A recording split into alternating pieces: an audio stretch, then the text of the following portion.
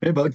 Hey, Ah, that was a pretty amazing album, I have to say. yeah, yeah, absolutely. Just blew Uh, me away. I echo your same sentiments for sure.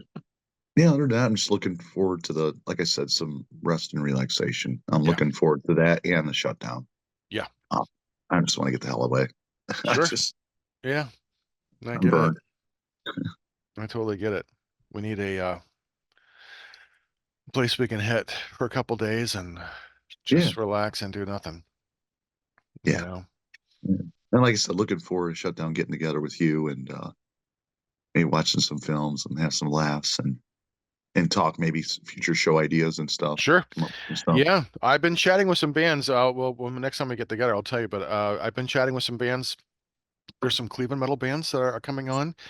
Nice. Um, and other bands I've been reaching out to and who are following us, and some really interesting bands. So, yeah, and I think we can do.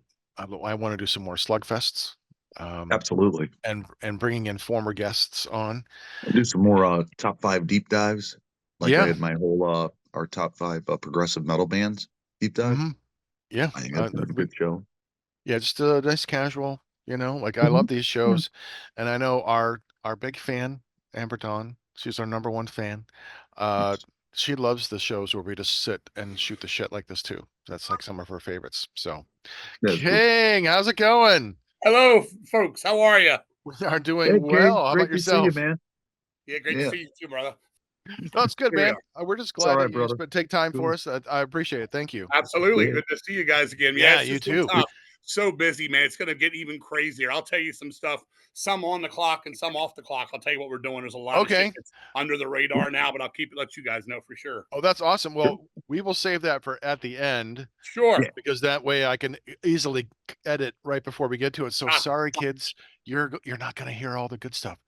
You're not Only going to hear we the get. magic. Yeah. We do because We we're do, because we're special. right. special. And they better look out because I'm drinking 98-cent seltzer water from fucking Walmart today. There you Look out. go. I got Saturday night fever in the afternoon. Yes, Yeah. Hydroflex. Seize Yeah. the moisture. Um, no, that's awesome, King. I mean, before we get into it, a few weeks ago, and I know you've watched the episode, so thank you. We did a live reaction to the new Deceased album, Children of Yes. the Morgue. We just Congratulations, blown King. away by it. It is Fantastic so album. fucking Yeah. good. So kudos to you, the rest of the guys. You guys are just sounding better and better all the time. Yeah. How the fuck are you doing it? I don't know. I don't know what's going on. Maybe something they're putting in our food. I don't know. I hope so. I could use some food. Um, now literally we just really, really worked hard on this. Mike, and Shane got together and we really put our heart and soul into writing and the stuff. And Les came in and he put his bass to it all. He learned it and he added stuff because Les in the past has followed a lot of the rhythms of the guitars more so. And this one I said, hey man, if you can branch out, do some more stuff. And he came back and in the studio he was playing because he said, I got some stuff I'm gonna throw at you when we record. And I looked over at Mike. I said, hey, man, am I having a stroke? Because, I had my stroke. And he looks at me and goes, are you okay, man? I said, no, man. Is I hearing bass parts outside of the rhythms? He said, okay, you're scaring me. There you go. And Amos, the drummer, he literally came down for one jam and took it all home and put it together in his mind. I mean, he was ready to go. Wow. Literally, he had one jam. He lives in Atlanta. We practice in DC. I just kept sending him back and forth like rehearsals. And I'm talking mainly just phone rehearsals. We did one little studio thing with me playing drums on it, and he got to take like 4 or 5 tunes like that. But he was prepared too. And then, Shane played his ass off. And then Mark Adams, who came in from the old days, he played on it. And I know you guys didn't have a lot of the cheat sheets for it. Like when this record went around and people were reviewing it, I think some people were confused totally who played on it. And I like to talk about that some today because I kind of feel like like Mark put down like 15, 16 guitar solos on it. Mark was in the band for 30 plus years. And when he stepped down in 2006 or whatever it was, it's his first time coming back. He played the best leads he's ever fucking played. We had Matt, our live guy, did Yeah. 2 leads. We had Mike, the guy that recorded it, put a fucking lead on there. Oh, Of wow. Nice. course, Mike Smith and Shane played leads on it, and we had the guys that go on the road. They were the voices on the Fed to Mother Earth. We had our merch guy Steve is one of the voices on Fed to Mother Earth. Of course, Mike Smith's daughter again does the female vocals on Fed to Mother Earth as well Okay. as the Gravedigger. So I wanted people to know that, but a lot of people, and I think you guys were a little bit later in the game. Yeah. Like I don't know how you got the thing, but they were sending out Dropbox to people. Oh, And okay. and Yeah. And the problem with the Dropbox was this, and it happened even with the pressing of the record. They basically told me, well, how do you want to separate the tracks, considering it never really stops? And I said, you need to let me take it as one track and let me chop it while it continues to play until you stop here, start here on the CD, stop here, start here on the vinyl. But they also wanted for compilations and song here, song there, me to break them apart. So there ended up Mhm. being two drop boxes, one with one song, which was all the songs as one 55-minute piece, and then there was one that had all of it in 12 parts or whatever it was. Okay.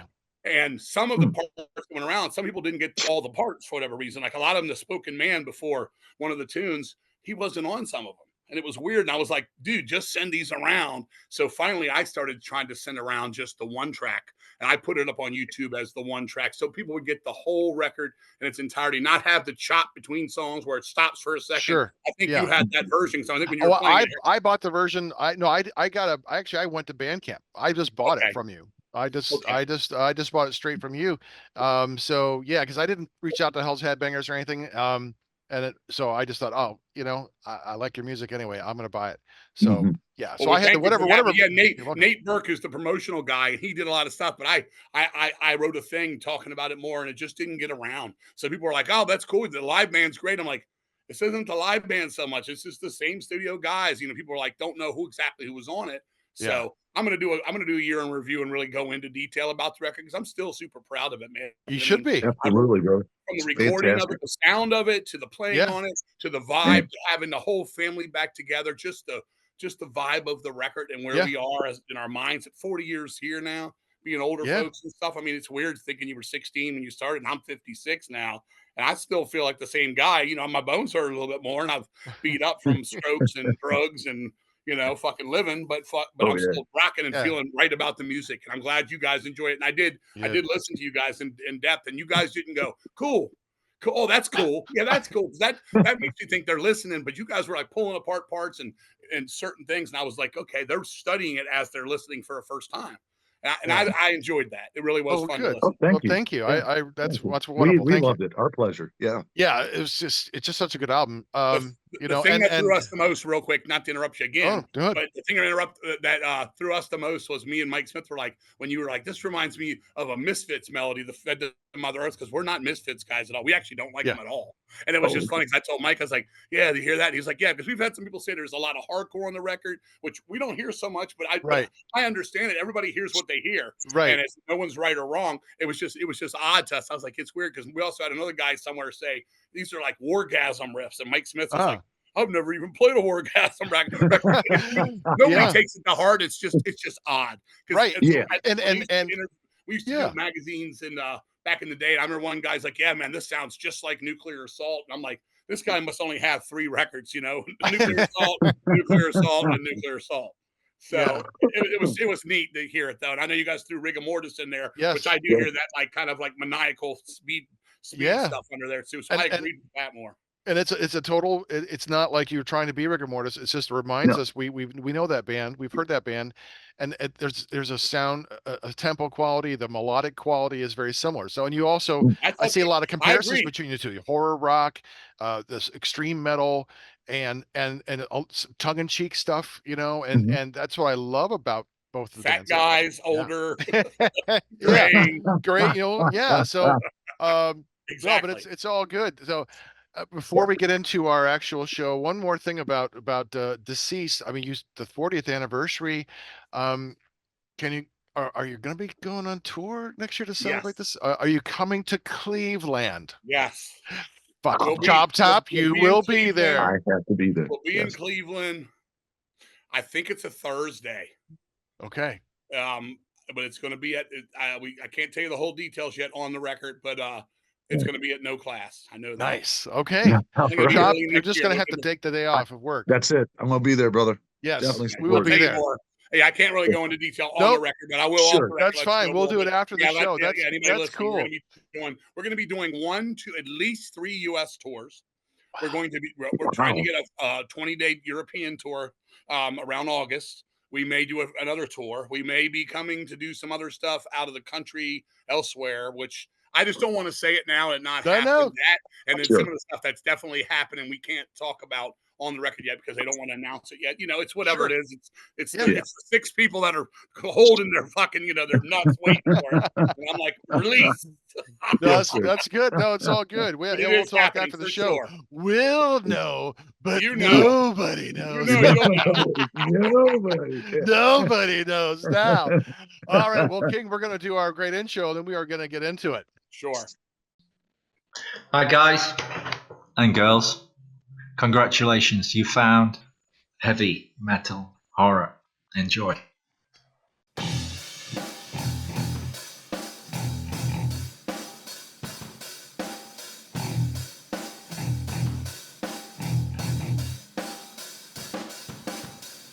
I am Montag, master of illusion. What goes up must come down, but not always.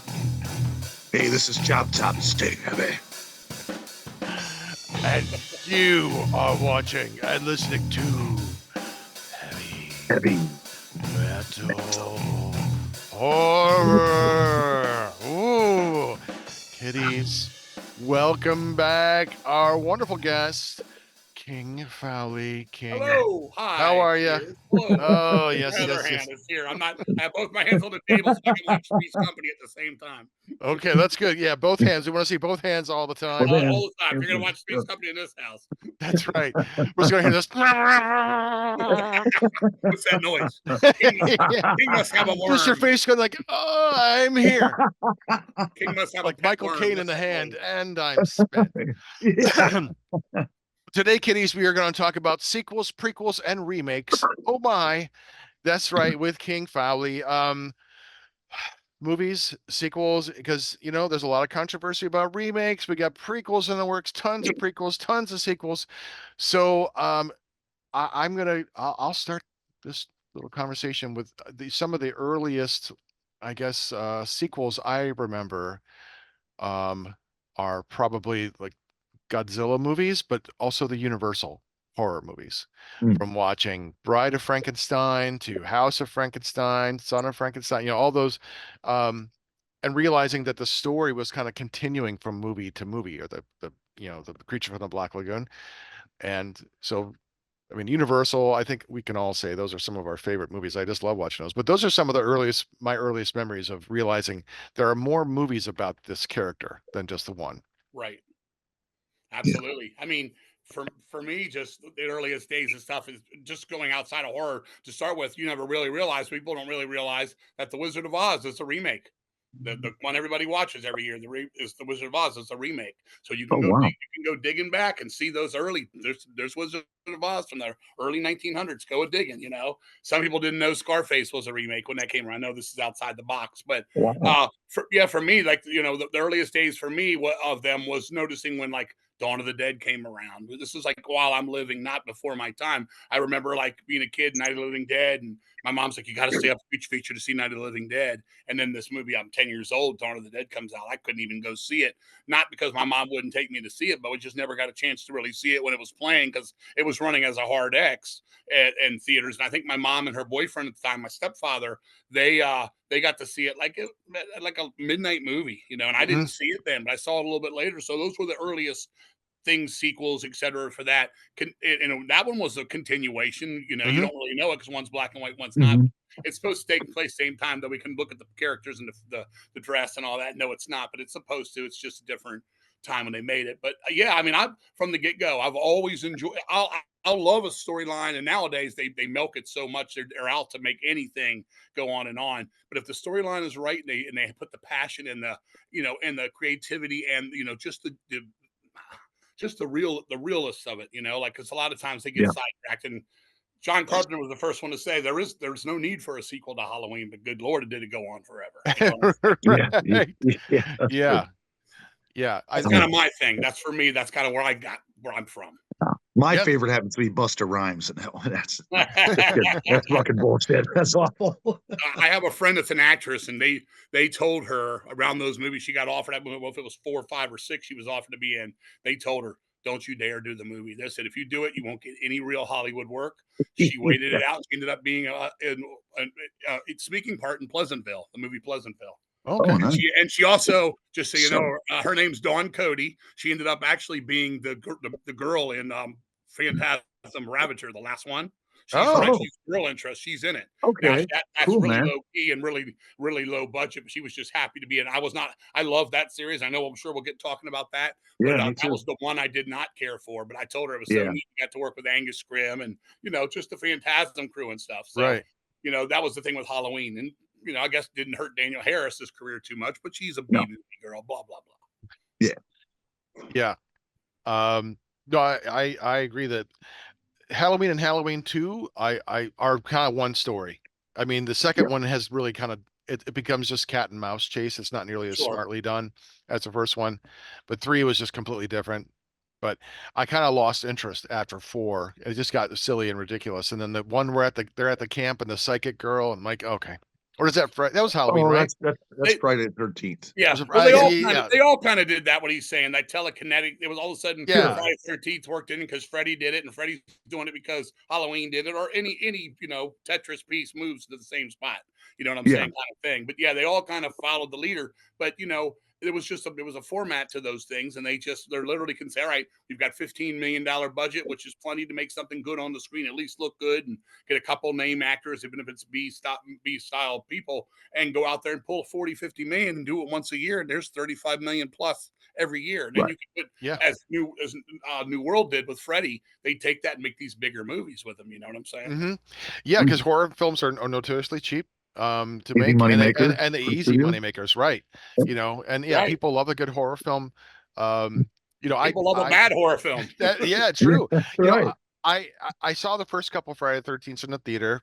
I really liked them. I was really young, and then I lost interest much more quickly in those. But then I love Freddy versus Jason. I think that's a really fun movie in the franchise It's not because bad for me.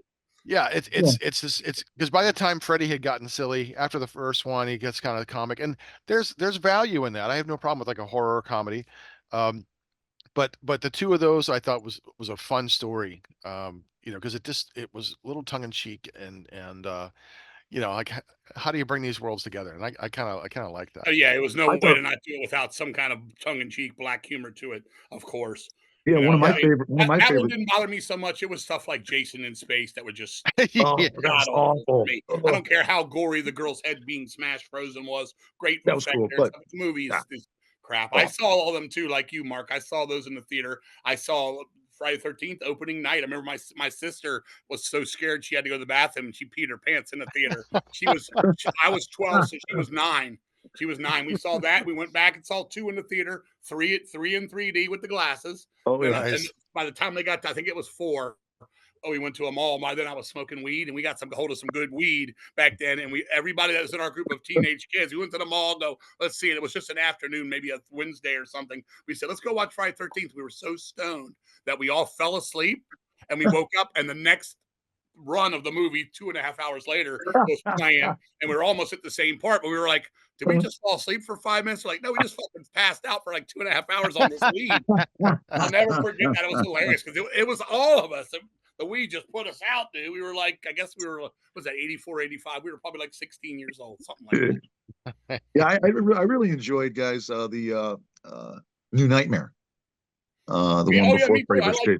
that. I thought Freddy was very dark in that. I liked the makeup look on him. It was really creepy, I thought, in a lot of It was a spots. good angle. Is It that was a the good one with angle. Jackie Yeah. Earl Haley?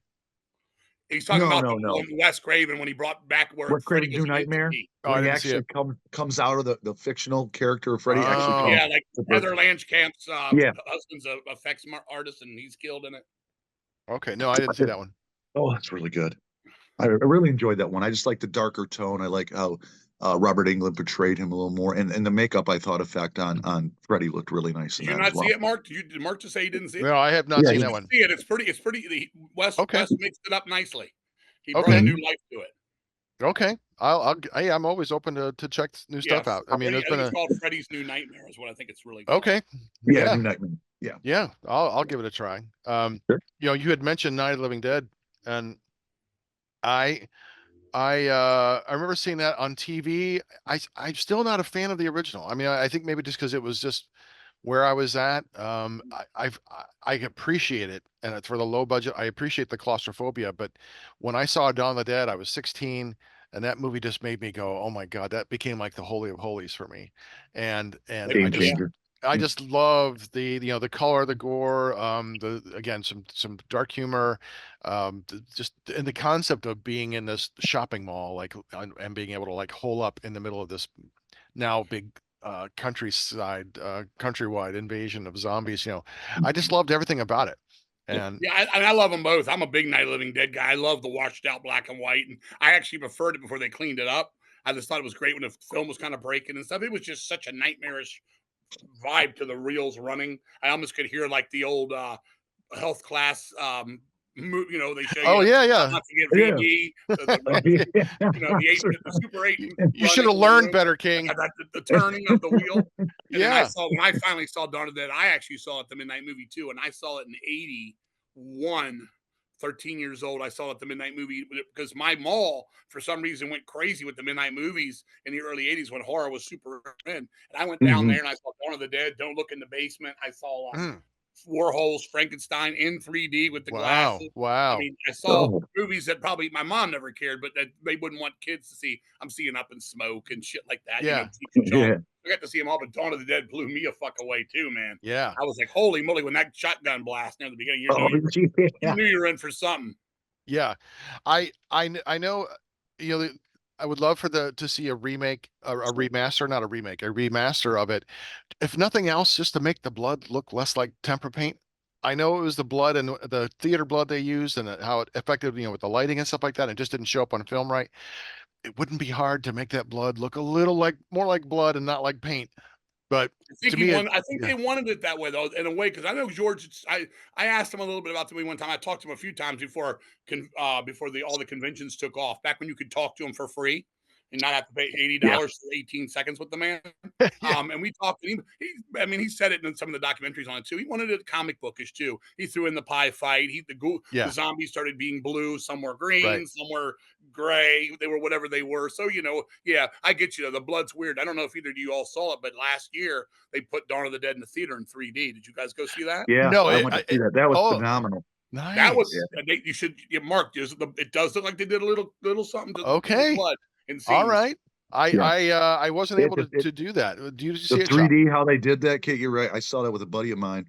It was good. At It the was, same time, they yeah. also did Jaws. Jaws was much Oh, cooler yeah. when they were up in the captain's fucking thing on the boat over it. You felt Mhm. like you were up there in the water. It was so weird. Dawn of the Dead, they Oh, obviously wow. didn't have as much money as Jaws to mess with it, but it was pretty damn neat, man, to see that Yeah. stuff. And you could That see was cool, brother. it's like Yeah. people asking like what was the difference. So like I don't know. It's like you could feel around cars. You could feel around things. Like you could feel the sides of things. That's how it was, more so than things coming. They obviously didn't change anything coming at you because it wasn't Yeah. Yeah. filmed like that. But it did have like this kind of thing. If either of you all saw the Leatherface, the later one, or I think it was just called Texas Chainsaw. They did a few years ago. If you remember, that the beginning was in 3D. Remember they did a 3D Oh, I movie. remember did They that. not. actually took the original Texas Chainsaw and part of that movie. They put it into 3D too in that movie for like the first 3 minutes. And I was like, man, they Mhm. should redo the whole Texas Chainsaw like this, the original. Yeah. So if you Right. get a chance, I don't know if the DVD's out with the glasses or if we even have the TVs to do it. Because I got a couple 3D movies and they never fucking work on my TV. Wow. I no, that's awesome. I like that. I like that we're kind of doing those kinds of 3D things for movies and stuff like that. And I'd love to see Creature from the Black Lagoon in 3D. Oh, I yeah. saw that on TV with the glasses back in 1984. They played it on TV for Oh, Halloween, nice. and that worked. That was the red and blue glasses. They're still the Yeah. best. Yeah. I think they're cheapest. Those are the ones that seem to work the most always. Mhm. I still have the glasses for the Married with Children in 3D episode. Nice. Nice. Well, I think the speaking of last Oh, go ahead, Chop. I was gonna say, speaking of Dawn of the Dead, and I know Montag's not a fan, and he refuses to watch it, but they did a remake of it, and it was well worth the watch. I mean, If you're I like watching one, Ving Rhames. It's a I different take, I but like it as a zombie movie. I don't like it as a Dawn of the Dead remake. It's not the okay, same thing. If it was good called point. Zombies in the Mall, it would have been better for me. I don't like Right, when right. the part when the dog and everything, it turns into a Scooby Doo mystery caper Oh, for me. yeah. But they do keep it moving pretty good, and there's some good ideas. But it's no way should it have been called Dawn of the Not Dead. In my opinion. exactly. I agree with you It's a on that. decent movie. I do think it's a decent movie. Yeah. Yeah, I saw like 5 minutes of it, the very beginning. And I'm like, no, I'm okay. I'm good. I don't need to see. Some people are like that. They don't want to go there. Well, I'll Yeah, tell you one yeah. that I fucking despise is the Fog remake they made Ah, in the early 2000s. That was god awful. I mean, unfortunately, I actually rented that piece of shit. you It dumbass. Well, it's like a ghost love story. It has nothing to do with Right. Carpenter's original vision, the original story of it. You're never gonna kill Next that week on classic, right? Hallmark, a It very just special ghost love story. it was awful. I I'll, just like, I'll, what the fuck is I'll this throw a wrench at garbage? you. I'll throw a wrench at you. Though it looks great and it looks Hmm. visually amazing, I don't think the original Fog is that good of a movie. As the story kind of gets chasing its own tail the whole Oh, time, I think Carpenter kind of thinks that too. Like he doesn't really know what it's about either. But I think it looks amazing. I just wish there hmm. was a little bit more going on. I feel the same way about the Toby Hooper movie Funhouse. The Funhouse. Yeah. Oh Such yeah, great build up and all that, but I'm just like, damn, it's just Yeah. missing something for me. something's not One of right. my Yeah. old I girlfriends got is in friends that that movie. Yeah. love the fog. I love the look of it. I love the vibe, the Hmm. atmosphere, the aura to the picture. The story doesn't come together for me enough.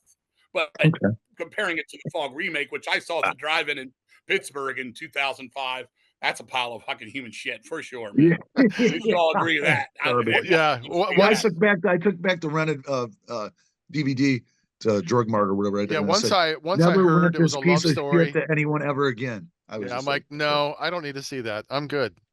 Because to me, Right I on. love the fog. There's still one scene that I would ask, like, that doesn't get resolved for me. The scene where the guy gets up in the hospital and like the dead is walking. They like oh never come back to that. I'm yeah. like, hey, there's a fucking dead guy walking. Is no one going to address this? Right. You know? Um, Yeah, it I just thought you kind were of gonna goes I on thought from you were gonna there. say Like Adrian they totally Barbeau's ignore it. dissolving shirt. yeah, yeah. No, but I love it. It's one of those movies where I put it on the background when I'm working. You know, I often Yeah. listen to movies when I'm doing other things on my other computer. And The Fog is one of those ones. It's almost like comfort food for me. Like, I love yeah, Adrian Barbeau's voice, the yeah. radio, I and can the stuff watch Oh that yeah. and coming have it on the through. background. The Like, stained glass stuff with that whole yeah. visual and all that, and Hal It Holbrook and all that. It's Oh just yeah. something about I'm just like, where is it going to end up? And it just seems like it just stops. I yes. mean, for me, We hit the hour 30-minute mark, but you better cut it off. that's it. John says I'm out of money, I'm out of time, and who's got to smoke? Yeah. Well, because he never got paid by the priest. That's what it is. Excuse me, That's Father. what Can I it get is. paid? Oh, That's sorry. Oh, right. we got to end the movie. Um, another franchise series that I think is kind of good all around. The Thing from Another World turned into one of the best. Talking about Carpenter, I think one of the best remakes of all time. I'm with you. 1982, The Thing, and just between those two, because there's also then The Thing, which came out 20 Which With the years is a woman, after, with the prequel. woman. the Was prequel, really which good. I actually liked. I was Yeah. surprised. I I didn't came think it in, was bad. I didn't think it was bad either. yeah, I came into it going, okay, you got big shoes to fill, and I thought, oh, this is like the Rogue One of the Thing franchise because it links this links the two movies so seamlessly in a way like, oh, okay, that's really good. But I love The Thing from Another World, as Choptop knows. It's one of my favorite Yeah. movies of all Me too. time. I love the way they talk James about one another. Arness. James Arness is the Yep. thing. It's short, it's sweet. It's We both have a nostalgic. thing It's really good. for Ann Sheridan. And Yeah.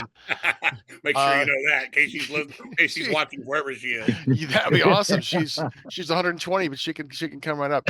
Uh it was just we just love that movie.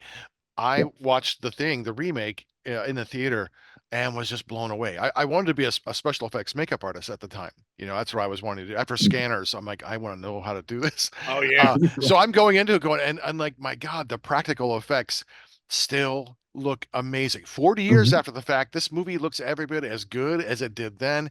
It is Yes. still a psychological thriller. It's imposing. It's paranoid. It's claustrophobic, and it is just one of the best horror sci-fi movies I think of all Yeah, time. I'm not even a big sci-fi guy, and I agree with you. Rob Bottin's work is amazing. Kurt Russell's perfect. Everybody in the movie's perfect in their Yeah. parts. Just the look, again, like the fog. To me, it's got the look it needs to have, like the fog did. It's just got the story to go with it more so for me. like that. And that's about as far as I'm not a big sci-fi guy. I'll be honest, we'll probably talk about it for a little bit. You guys are probably way more than me. I'm not big on the aliens. I'm not even big on Alien the movie that much. Saw that at the midnight movie what I was talking about earlier. It's okay. I don't dislike it. I just don't think it didn't scare me or nothing. It was okay. For me, my favorites of the sci-fi ones is the Invasion of the Body Snatchers ones, Yeah. especially the Oh remake. yeah. Which now we're talking like the thing. Yes. It beats the original at Yep. its own game for me. But then Yeah. as they go down the line, there's more. The Invasion with Nicole Kidman, they remade it. The Body Snatchers and all that. I love them all. They're all creepy, Yes. but I mean, I think the Donald Sutherland 78 is one of Yes. the creepiest movies. That last One of the scene, best. we all know. Oh, That's a that good last one. scene. Yeah, you put that in a thing together in a movie theater. Yeah. I tried to get the guy at the movie theater up here to play it with it because he said he wanted to do sci-fi, and I didn't know this at the time, but it turned out his wife said he wanted to have movies that because this drive-in plays through the snow, and he wanted to have movies that were in the snow. So he had The Thing, and he put The Shining. I'm not a Shining guy, by the way, not much at all. I think it's corny, not scary to me. Another time we talk about that one, but I said, bring in Invasion of the Body Snatchers 78. And then when they didn't do it, I told his wife next time I was there, I was like, how come you didn't run Invasion? It would have been perfect. She's like, it's not a snow movie. I said, shit. But anyway, I love that. And I love The Thing. Those two together, those are like two of my favorite sci-fi horror. And since I you're love talking, the black and white original as well, Invasion of me the Body too. Snatchers. Yeah. Me I too. mean, there's a real creepy undercurrent, He comes creepy back tone to that he as comes well. back in the second one. He comes across his car. He's still Yes, there. exactly. Yeah, he's in it. Acting. Yeah. Yep. Well, yeah, Oh, man. it is really creepy, especially seeing the pod Mm. people when they're developing. And both Yeah. movies do this really, really well. And yeah, the first one is it is so well done, it is so well acted. And then you see this theme repeated over and over and over again as this, Right. the communism fear. But I think this movie really starts it, does it the best. But I also love the 78 version. I saw that in a theater, was Mhm. completely blown away by it. A very good retelling of the story, every bit as creepy and menacing. And yeah, that last scene, man. Yeah, it The Yeah. just whole stands thing. out. You can hear it. And that Like, creepy holy scene where the shit. dog had the human face. I'm like, Yeah. Oh, oh, Donald oh, fuck. Sutherland's always weird no matter what he's in. Yeah. What do Yeah. you know my name? I didn't tell you my name. Yeah. I mean, going back to MASH, he's Yeah. always had these eccentric Mm. roles. He's a great actor in everything he's Yeah. done, but he plays it a little off the loose end, He does. I agree. Yeah. If Oh, anybody's just while we're talking about, if anybody has not seen Johnny Got His Gun, where Metallica got one from, see him in that one. Let's see what he does in that one, who he plays in that. That's an Yeah. unreal thing. And then, of course, Don't Look Now, which is an early 70s Mhm. thriller Yeah. horror movie he did too with Julie Christie. So Yes. just Right. a quick nod to one of my favorite actors, Donald Sutherland. So Absolutely. Yeah. And was he what was he in the one the World War II kind of farce where he's a tank driver? oh The- Jesus Christ, I know him Oh, too. yeah, it's a comedy with what I'm yeah. talking about. Oh, how come I can't think of it? Yeah. But he's great in that too, Remember he did that movie? It was a 90s, like 93, 90. It was like the Puppet Masters or something like that. It was like a He did a sci-fi lot kind of of weird thriller. later stuff that he just That ended was up in okay. stuff. That wasn't bad. Mm-hmm. Yeah. Well, you had mentioned the Alien franchise, and yeah, I'm a fan of Yeah, most people are. most of them. I like Yeah. Alien. It blew me away. The haunted house in space. Aliens is like a roller coaster. I didn't like Alien 3, but it's grown on me because the story. I like Alien Resurrection. It is so fun and dark, and I really like Now, see, that's one Prometheus. I thought was a stinker. I didn't care for Resurrection? Resurrection. Yeah. No. I It- thought it was some poor acting. I didn't like the look of it. I didn't like the whole idea of Sigourney Weaver. She's actually, got the genetics of this xenomorph within her as well, and she's yeah. resurrected. I didn't care for it. But hey, I like the first one. I kinda like the chess scene. I like the way they're kind of sweaty and weird and freaky. And when I was a kid, I could just the claustrophobicness of it, but it never scared me. When I was watching, I think this is 10 years, 15 years ago now, the Bravo Top 100 horror movie scenes, and that was like near the very top. Like I think it might have been over The Exorcist. I was like, Oh really? no. Exorcist is on the top of the list. I don't care what anyone Yes. says. I don't know if it was on par with it, but it was right there. And I was like, really? I Yeah. just never got it. I own that little box set that puts all the movies in it. And I saw Oh, first one, then the big, then Aliens, the big one that was the Holly one. So much Yeah. big. And then what was the one where they were all bald? Is that Resurrection? oh, That's 3. Alien 3. They're on the prison Yep. in the prison Okay, that one. I penal saw colony. that one Prison with Planet. friends, and I just I just sat there and watched it, shut my mouth because I was with friends, but didn't do anything for me. Didn't do just for me. But I mean, the first one's decent. But again, I'll say it for sci-fi. I like the old schlock. I like the giant bug ones. I like the Empire of the Oh Ants. yeah, I like the Food of the Gods. Atomic Like that, Monster era. yeah, those Yeah. Burt Gordon movies from the Crawling Eye. Yeah, Fiend, yeah, Oh, yeah. all those, Fiend any without of a those, face. any of those, Yeah. them, Quatermass. all those Oh, alligator Quatermass, so people, good. those movies are great. Yeah. There's 60 minutes, you're in, you're out, it's hokey. There's a love story somewhere in there. There's some kind of serum gone wrong, there's some doctor gone wrong, something, the wasp woman, well, all that stuff. Oh, yeah. What's that, the brain that wouldn't die, et cetera, et cetera. Yeah, that's creepy. Fine. That one's I just creepy. never get into these deep space kind of ones later on. It's just not me. I love the monolith monsters. We're talking alien and strictly sci-fi. Oh yeah, that's so fun. At first blush, you're thinking, oh, it's about a magic rocks. Okay, we're throwing magic rocks in the desert, but it's really an effective movie. It's really good and it's fun. It's quick and it's a mystery element. It's short and sweet. Like and a bad monster we can all chuckle at. Yeah, it's great. And I was like, it yeah, I love it. Absolutely. I love Tarantula, that. whatever, those movies at the time. Oh yeah, Black the beginning of Scorpion. the end, Black Scorpion, right? Yeah, Earth versus the Spider. I love Earth versus the Spider. Yeah, me too. That's probably my favorite era of sci-fi movies is the 50s. The day the Earth stood still. I totally agree with that. No, I do love my early 70s. I love my Kingdom of the Spiders and like that. William Shatner, yeah. Oh, that's Bird Eye Gordon. I just watched King of the Spiders, the Empire of the Ants. All of them. You're on and it. then Food of the Gods. Squirm. Frogs. Frogs, right. Yeah, Squirm is awesome. Yeah, I remember trying to throw a party. I don't know, must have been like 8th grade or something like that, and nothing was going on. So we ended up watching Squirm. I thought, hey, this is an awesome party. we're gonna go to Montag's Squirm party. We're gonna watch a bunch of worms twiggle around. Yeah. Oh yeah. But those are wonderful and horrible. I also really like Prometheus. I liked that as a prequel to the Alien franchise. I really was disappointed when Alien Covenant came out because I thought that was just I hate when they dress up people for the affectation of the moment. So he's running around with his hoodie on inside. I'm like, you're just being a douche now, aren't you? You're just being a fucking douche. I just didn't like the movie. It wasn't effective. Now I've not seen the new one. Me neither. I do want to see it.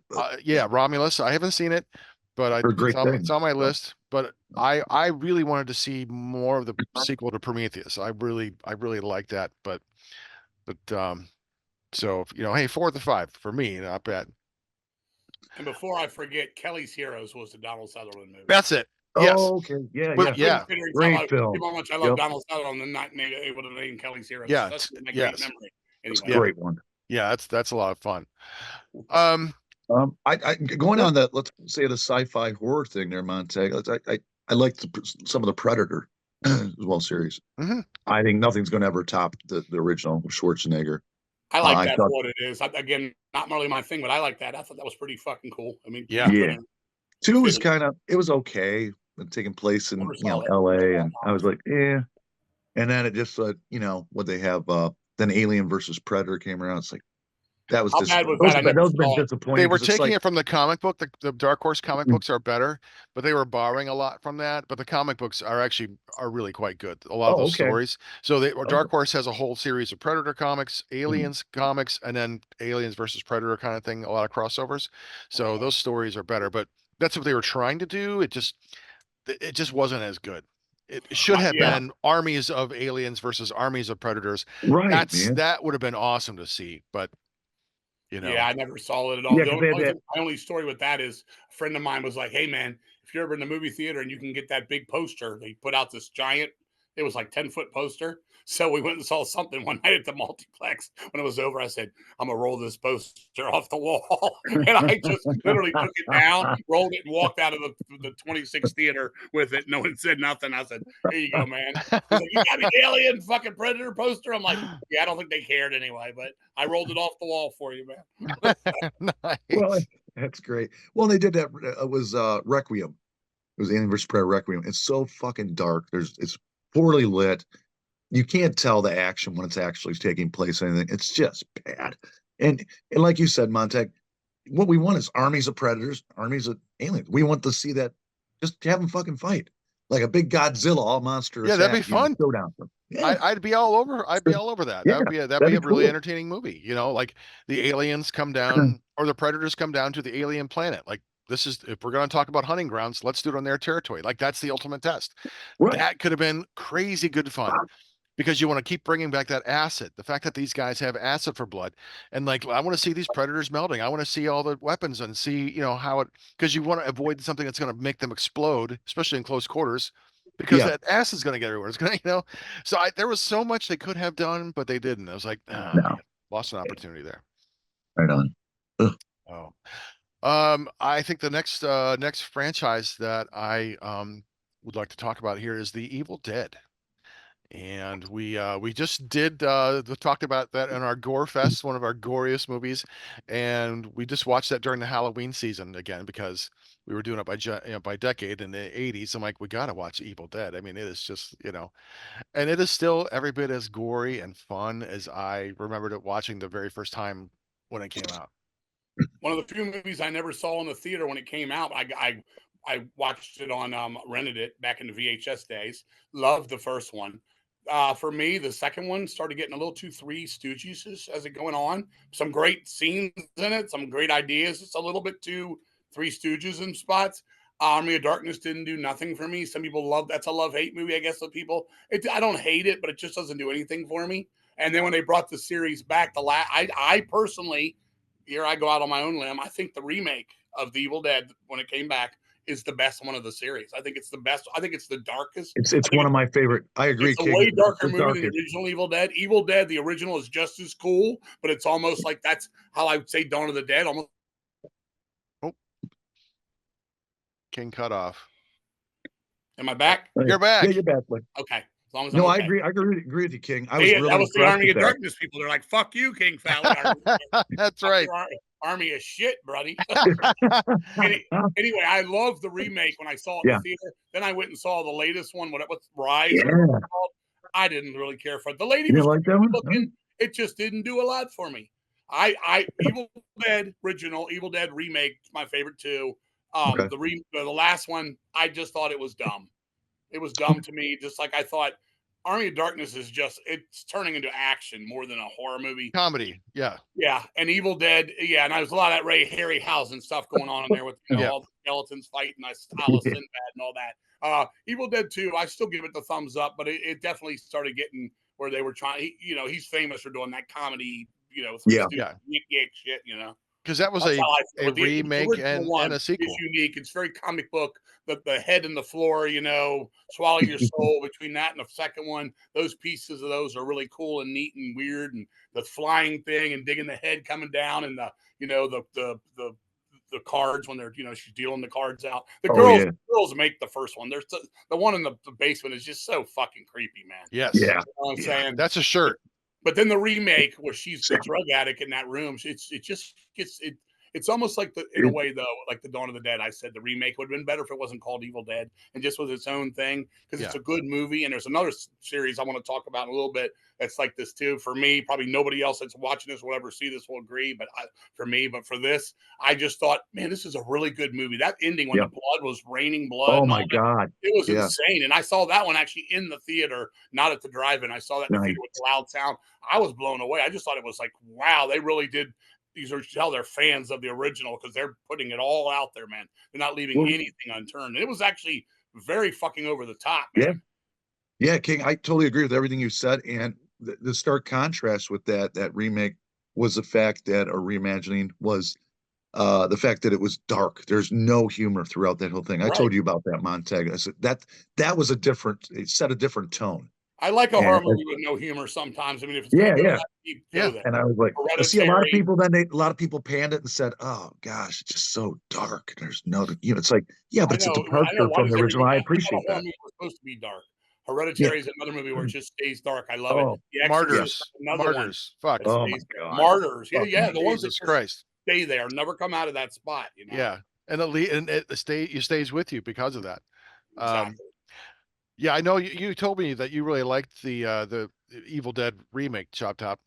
Yeah. I loved the original Evil Dead. I was always mixed on Evil Dead 2 because I thought they have money now. Now it looks like a set.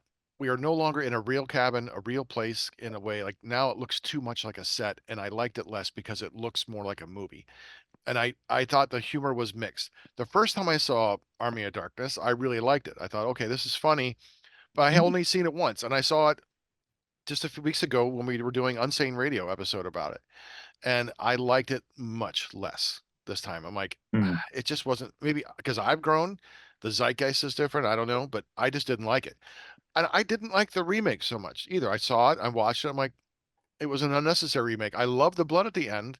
It was faithful, like a faithful reimagining, but it Mhm. didn't add anything that made me go, oh, okay, there's a Right. reason for this, other I than, I will agree with that too. Like, yeah, that's what I'm saying. It should have been called something totally different, and you something wouldn't totally have it different. I probably would have liked there. it more. But and I I liked agree. Rise. I thought Rise was a little interesting. Like I liked that concept, and there were some of the things that were generally kind of spooky. I'm like, oh, that surprised me again because I'm going into it going, okay, this is not going to be good. And I'm like, Yeah, I oh, see. I okay, flip it with like you're doing. I flip it. I yeah, thought the girl looked creepy as hell in Rise, but I just thought it's come off silly to me. Lily. I don't know why. That's just honestly how I felt. I don't know. Yeah. Here's a yeah, quick. Here, I'll give you a little. Here's another little inside thing. When October 31, my other band, when we built a stage, we built a stage. We had props for our stage when we started playing live. We actually used one of the main makeup people from Evil Dead 2. It was a girl who lived in the Carolinas. I think she was in South Carolina. Our guitar player was in North Carolina, so she was sending stuff up. We gave her $2,000 to build us this like, I guess it was like an antique kind of like, what do I want to call it? I guess like a bookshelf. And she had all this stuff. She built some stuff that was similar to the original Evil Dead because she was going off of stuff for that for Evil Dead 2. But she built us these props. I think we ended up paying her like $2,800 when it was done. We went to play the first show. We rented a U-Haul to bring this thing. We couldn't get the fucking thing in the club. We had to leave oh it in the parking no, lot. And so when it was over with, we're like, dude, this is going to happen a lot. It's just too big. It doesn't fold down enough to get it in and out of here. And so we just started pulling things off of the bookshelf. We left the bookshelf there the first day. I mean, we were $2,800 on this, and he's like, "I'm taking the." One guy's like, my guitar player was like, "I'm taking the."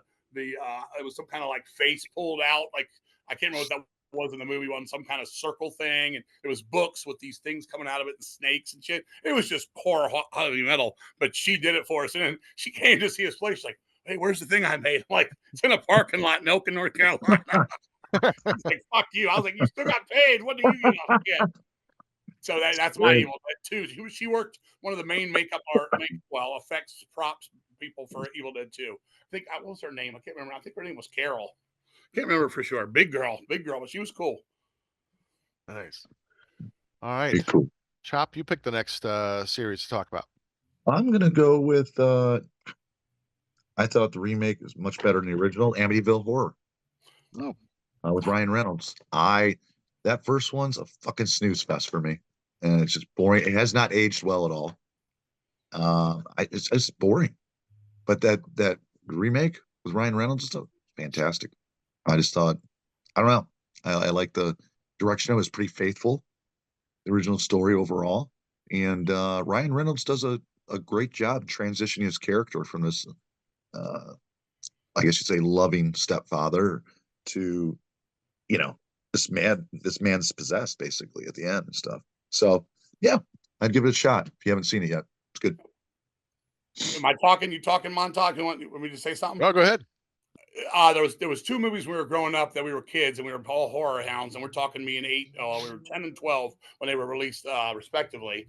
Amityville Horror. I went to see a movie called Love at First Bite. George, I don't know if Hmm. you all seen it. Oh, I George saw Oh it. yeah, yeah. Mhm. George Hamilton plays Dracula. It's a comedy. Anyway, before it played, this movie comes on. There's the house. There's those creepy red eye windows. There's that spooky ass theme. And they're like, this is coming. This is true. Based on Jay Hanson's #1 best selling book. Blah, blah, blah. So, Mom, you got to go see this one. We'll see it, sugar, when it comes out in 2 weeks at this theater. Blah, blah, blah, blah, blah. We come back in 2 weeks. We go to see it. And we laugh. We laugh at it. What do you mean there's a pig? What is Jody the pig? It's a pig. That's a demonic pig. What? What are you talking about? She's our fake your friend. There's a giant pig in the house, and then the blood, and then I'm fucking losing my mind when James Brolin breaks down that scene. Is fucking There's some hilarious. overacting. Yeah. Now the pluses, the house is dynamite. The look of the place is dynamite. Sure. The soundtrack is unreal. Brolin looks great as his part because he has that Manson-like look. He also has a devil-like look. Margaret Kidder is always nice to look at when he was young like that. The kids are fine. Everything's fine.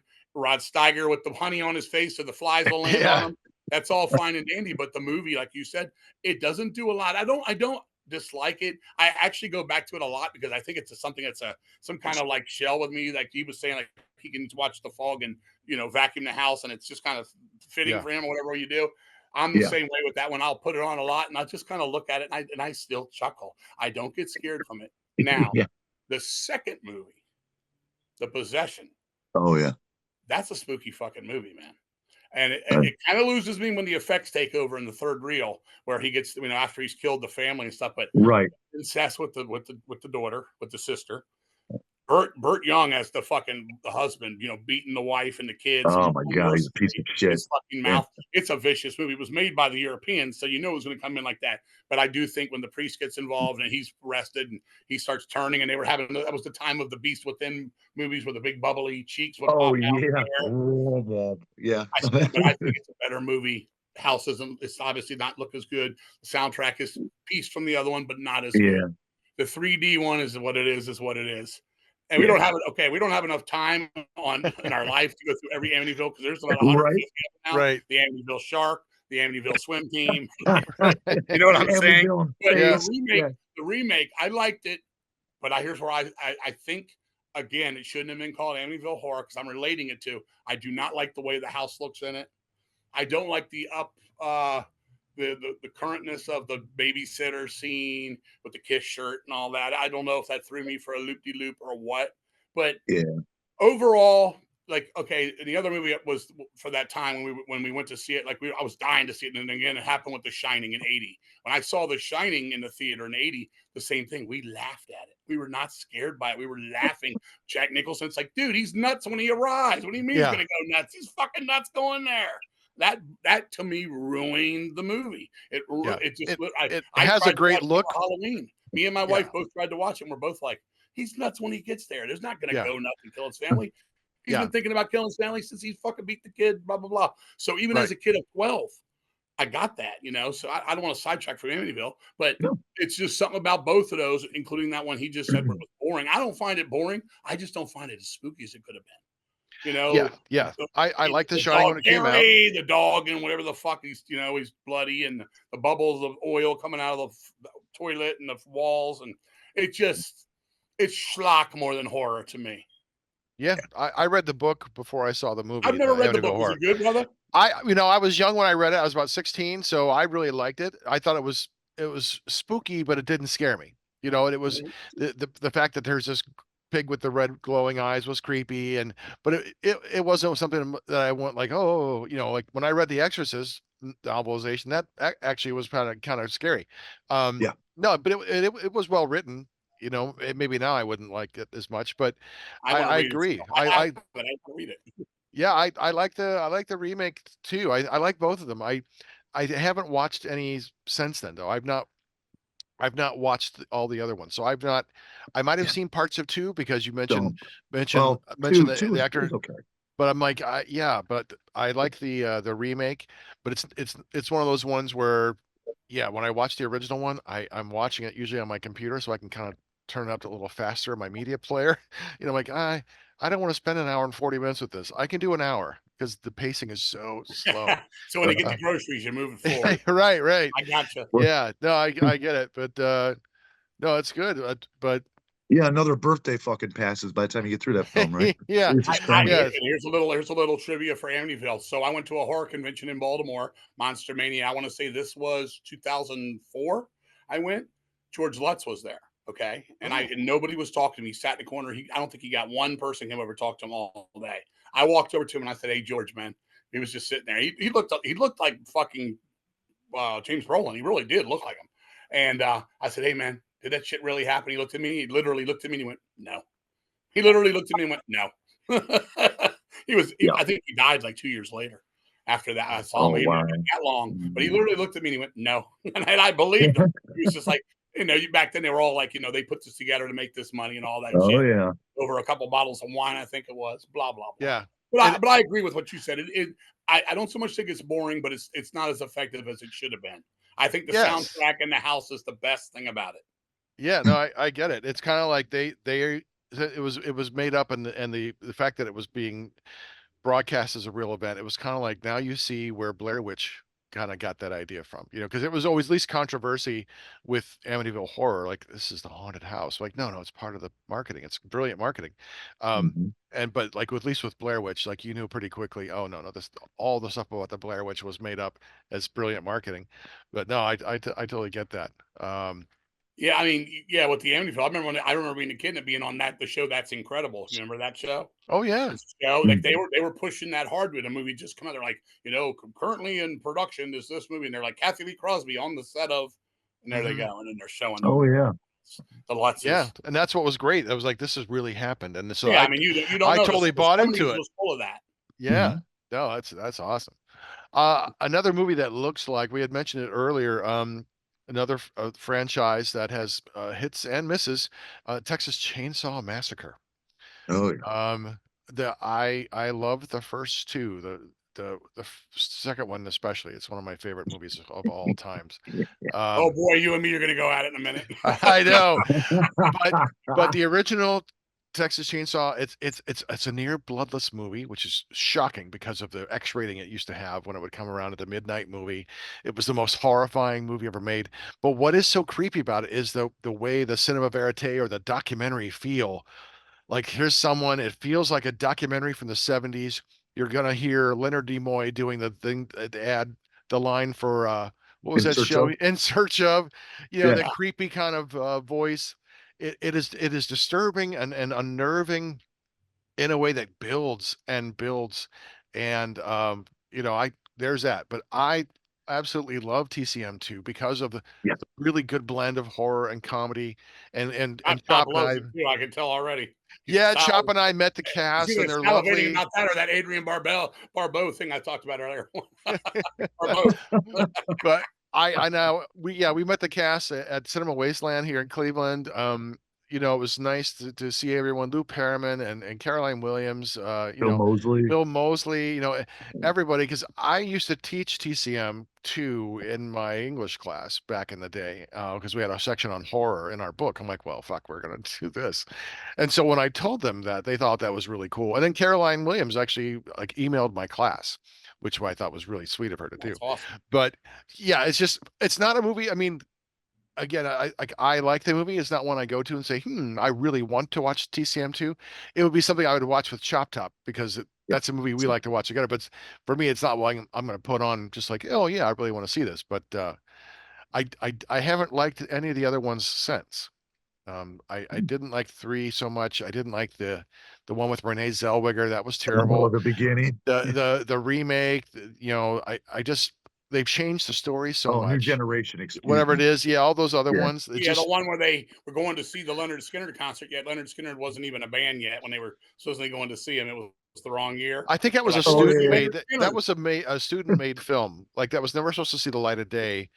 It's only when Zellweger and McConaughey got famous that they brought okay. this out.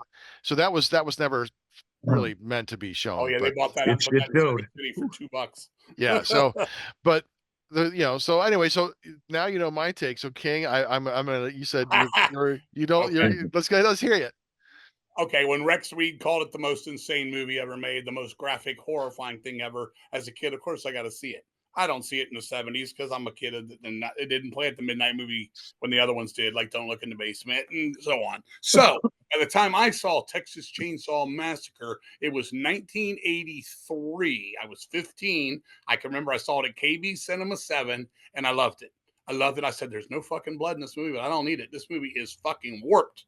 Man, I love this fucking movie. And to this day, along with Night of the Living Dead, for me, one of the most nightmarish things ever put on celluloid. Something about it sits funny in a good way with me. Nobody acts great in it. Nothing's too special about it. It's just has everything moves exactly how it would for me in a nightmare. It's just so nuts. Marilyn Burns shows she is the ultimate scream queen. Nobody stopped her. I think she's the best. Franklin's annoying as fuck. The other ones are there just to be fucking taken out. And when it was said and done and the movie ends, it left me in a good scarred way. And I was like, wow. So a couple years later, the Deceased Boys, we all went to see the Texas Chainsaw Massacre remake. We sat down 20 minutes in. We said, this is a fucking comedy. This is a comedy. They fucking turned into a comedy. Do you believe this? Fuck this movie. Fuck this movie. Everybody in our group was like, dude, this is fucking gay. That's what we said. That's the word we used. We were fucking pissed. And we sat there till the end. And, what's his name? Did his thing. Dennis Hopper did his thing and all that. The girl went nuts on the hill. I'm the Lord of the Harvest. Yeah. And when it was, boys. and then when it was said and done, we were just like, that was terrible, man. I was like, do you believe that the brothers, like they're making meat? And this is where they went with the movie. I was like, how could they not have made a horror movie out of it? How could they not have made a horror movie? I walked away from it. We were 18 and mean and nasty and on PCP. Years later, I put it on again. I was just like, I can't stand this movie. And I have a friend he actually is the creator of the Living Dead dolls. My buddy Damien. You might have met him at one of the horror games, but he's the creator of the Living Dead dolls. He loves it. And me and him get into it all the time about movies that I like that he doesn't like and so forth. And I always come back to TCM too with him. I'm like, dude, it's the worst movie ever made. I can't stand it. Can't stand it. And I got nothing against the people that made it. They did what they had to do. It just didn't go where I wanted it to. I was hoping to take it even darker down that path. Right. Leatherface, it just seemed goofy. It didn't seem scary. And then after that, they did Leatherface. They tried to turn him back into violent, and Tom Savini's doing the effects. And like you said, doesn't do crap for me. That was cut to hell. All that was the time when the MPAA was cutting it all up. And then they did the Zellweger one that was, like you said, because they were popular. The only one at all that I thought had a little bit of something to it was, I think it was the beginning that he said he didn't like. There was a couple. Oh, no. That were a little I liked the beginning. Okay, that's the other. That's the only other one that it I was thought the new was generation. I mixed it up. Will not like the remake. I don't like that one at all. I think it's goofy. The outlandish cop and all. It's just where do you take it? They did what they could do. I saw the one. There wasn't another one, Leatherface. There was one. There's one they did for Amazon like a couple years ago, and that one had like Netflix. All the like that was fucking horrible. Didn't that have like the woke people in it and stuff? Yeah. I was like, all right. It is what it is. I was like, at least they're killing people again. I didn't hate it as much as everybody else did, I think, at the time, but I'm not watching it again. Yeah. I saw the one I was talking about earlier in 3D. They have to make and this is nothing against that. I'm in no way am I racist or anything, but every movie's got to have a white person, a black person, an Asian person, an Indian person. Like it's the way they're formatted. It's not the race that's in the movie. It's the formatting and formula of the movies. Now we all know we sit here and go, all right, My Bloody Valentine, Happy Birthday to Me, all these 80s teen movies, they're always the same too. Yes, correct on that. But it just seems like how they worked them into the thing. Like now every movie's got to have a gay person too in there too. And it's nothing against gays at all. No, it's just the way it's like if the movie doesn't go there, why do you have to put it there? It changes for me just the rhythm of a movie. I agree with you. That's how I feel like the last Texas Chainsaw was kind of like that. I'm like, they're just putting all these signs of this and that, and and I think that was at the time when they were knocking all the people that were calling them racist for having Confederate flags and all this shit. Yeah. Like, this is Texas, man. It is what it is. Things like that. I don't try to let it interfere with my movies, but it did. It did with these movies, and none of them do much for me outside of the original, which to me is a perfect movie. As a going on and on thing, I'm sure they got plenty more to come where they're going with it now. I got nothing against them doing more. I'm just not interested to know. It's almost like what Montag said earlier about the Halloween thing. You just lose interest because you're like, all right, what's happening now? What do they do this week? Where are they going? They're going to meet the beaver or what's going to happen? Yeah. It becomes the same thing. It's just too repetitious and the character's pretty limited. You can't really and I go to the movies to get lost in the world, not to find the fucking world. I'm not that's not what I'm looking for in horror. For me, that's not what I'm looking for. Yeah. So for me, the original is the best. Everything after, me and me and Montag are definitely different with the second one. And you like what you like, and it's exactly. all good because we're still fans. That's why we all get our own names, to be our own people. And I got nothing but respect for people that love what they love and don't like what they like. I'm not knocking anyway. And it's all good, that's what it's about. Yeah, for me, I just couldn't. I'd try. And Bill Moseley's a super nice guy. I had lunch with him at one of those conventions. Sat down, me and him at a buffet at one of the hotels one time when he was there, and he was the nicest guy ever. We talked about everything from the Rob Zombie movies to that movie to everything, his Night of the Living Dead and all that stuff. Couldn't be a nicer guy. The girl seems like a sweetheart. You guys have met her. She seems like she really is a sweetheart. Dennis Hopper was outrageous in anything he ever did. So, you know what I'm saying? But it's just as a movie, I wanted it to stay dark and grim. I didn't want it to go comedy. And there's too much laughter in it for me. No, I get it. One of my favorite pieces of memorabilia is the TCM poster signed by the cast, everyone except for Bill Hopper and the Drayton. And it's all personalized, so Choptop, awesome. So for Bill Moseley, I said, have him write, to a far out fan. And, for Caroline Williams, I had to write, how good are you? And so for when Leatherface, I wanted to Bill Johnson, the first thing he did is, okay, you want to go out and smoke a joint? I'm like, I'm good, man. Thanks. Because I wasn't smoking pot at the time. But I'm thinking, man, Leatherface asked me to go smoke pot with him. Maybe I should go. But I was also worried, like maybe he's gonna wear me as a suit, Yeah, come back with your face so on. he wrote it he wrote to the Saw's family, and so are you. I'm like, oh, that's just fucking sweet. Thank you. And so that's a really great piece of memorabilia for me because it's all personalized, all those kind of things. And there's such a good memory, wrapped up in that. There's and Lou Perriman, movie you love, you meet the people that did it. And Lou Perriman was just a sweetheart, and so I had him write, "Oh shit," So so to me, that's just there are a lot of memorable lines, but I get it if you want the franchise to be a dark and horror, and they go comedy. I can get how it's frustrating. Like, it really upset. That night, trust me, we were saying we probably pissed everybody off in that theater. I'm sure we were like, "This fucking piece of gay shit." We're punks in the street, man. We were disappointed. Little thing for me is I actually met at the Forrest J. Ackerman had a. I don't know if it was his 75th birthday, whatever it was. It was in Crystal City, Arlington, where I used to live in Arlington. We went down there and I don't remember his name right now. You guys can tell me his name. The guy that played the hitchhiker in the original. Oh, right. Yeah, I don't know his name, but I know you're talking about. You know his name? Do you know his name? No, I don't know the name, but I know who you're talking about. Yeah. We met that guy at that thing, and I'm telling you right now, that was one of the most fucking crazy. He was crazier in person as himself than he was in Texas Chainsaw. I mean, I was fucking with him the whole time, like, you can pay me for it now. It's a good picture, Oh, it's a good knife. You can pay me. You got to use the sledge. The gun's no good. Doing all the lines with him, and he was like, you ever see me? He was like more talkative than me. He was like, you ever see my footage of me when I was on the Gong Show in '78? And I don't know what he was telling to us, but he was just fucking nuts. And I was like, we would go around later today. I'm like, dude, we got to walk around that guy. He's going to stop us and fucking just attack us. And it was great, but he was fucking nuts. I met Gunnar Hansen. I got his autograph over here. Back in the days when it was $5 to get an autograph from those guys, man. I've been going to those things since like '86. And I mean, when I met George Romero, and I told you I got to talk to him for a while. It was free. We went to the Night of the Living Dead reunion thing, and I think it was 90. What was it? It was 93. Like it was I guess that would have made it like the 25th anniversary. And we met the whole cast of Night of the Living Dead, all of them free, signed stuff. I bought some still got it too, some barbecue sauce, like something that the older couple had made, and then the girl sold me one of the gardening things, like signed by her, Kira, Sean, and stuff like that. So that was the great days of that stuff. It was so cool. Like I met a lot of people that are now passed away, but it was cool to meet. I met R2D2 and C3PO, the original guys, Kenny Baker and was it Anthony Daniels? Yeah.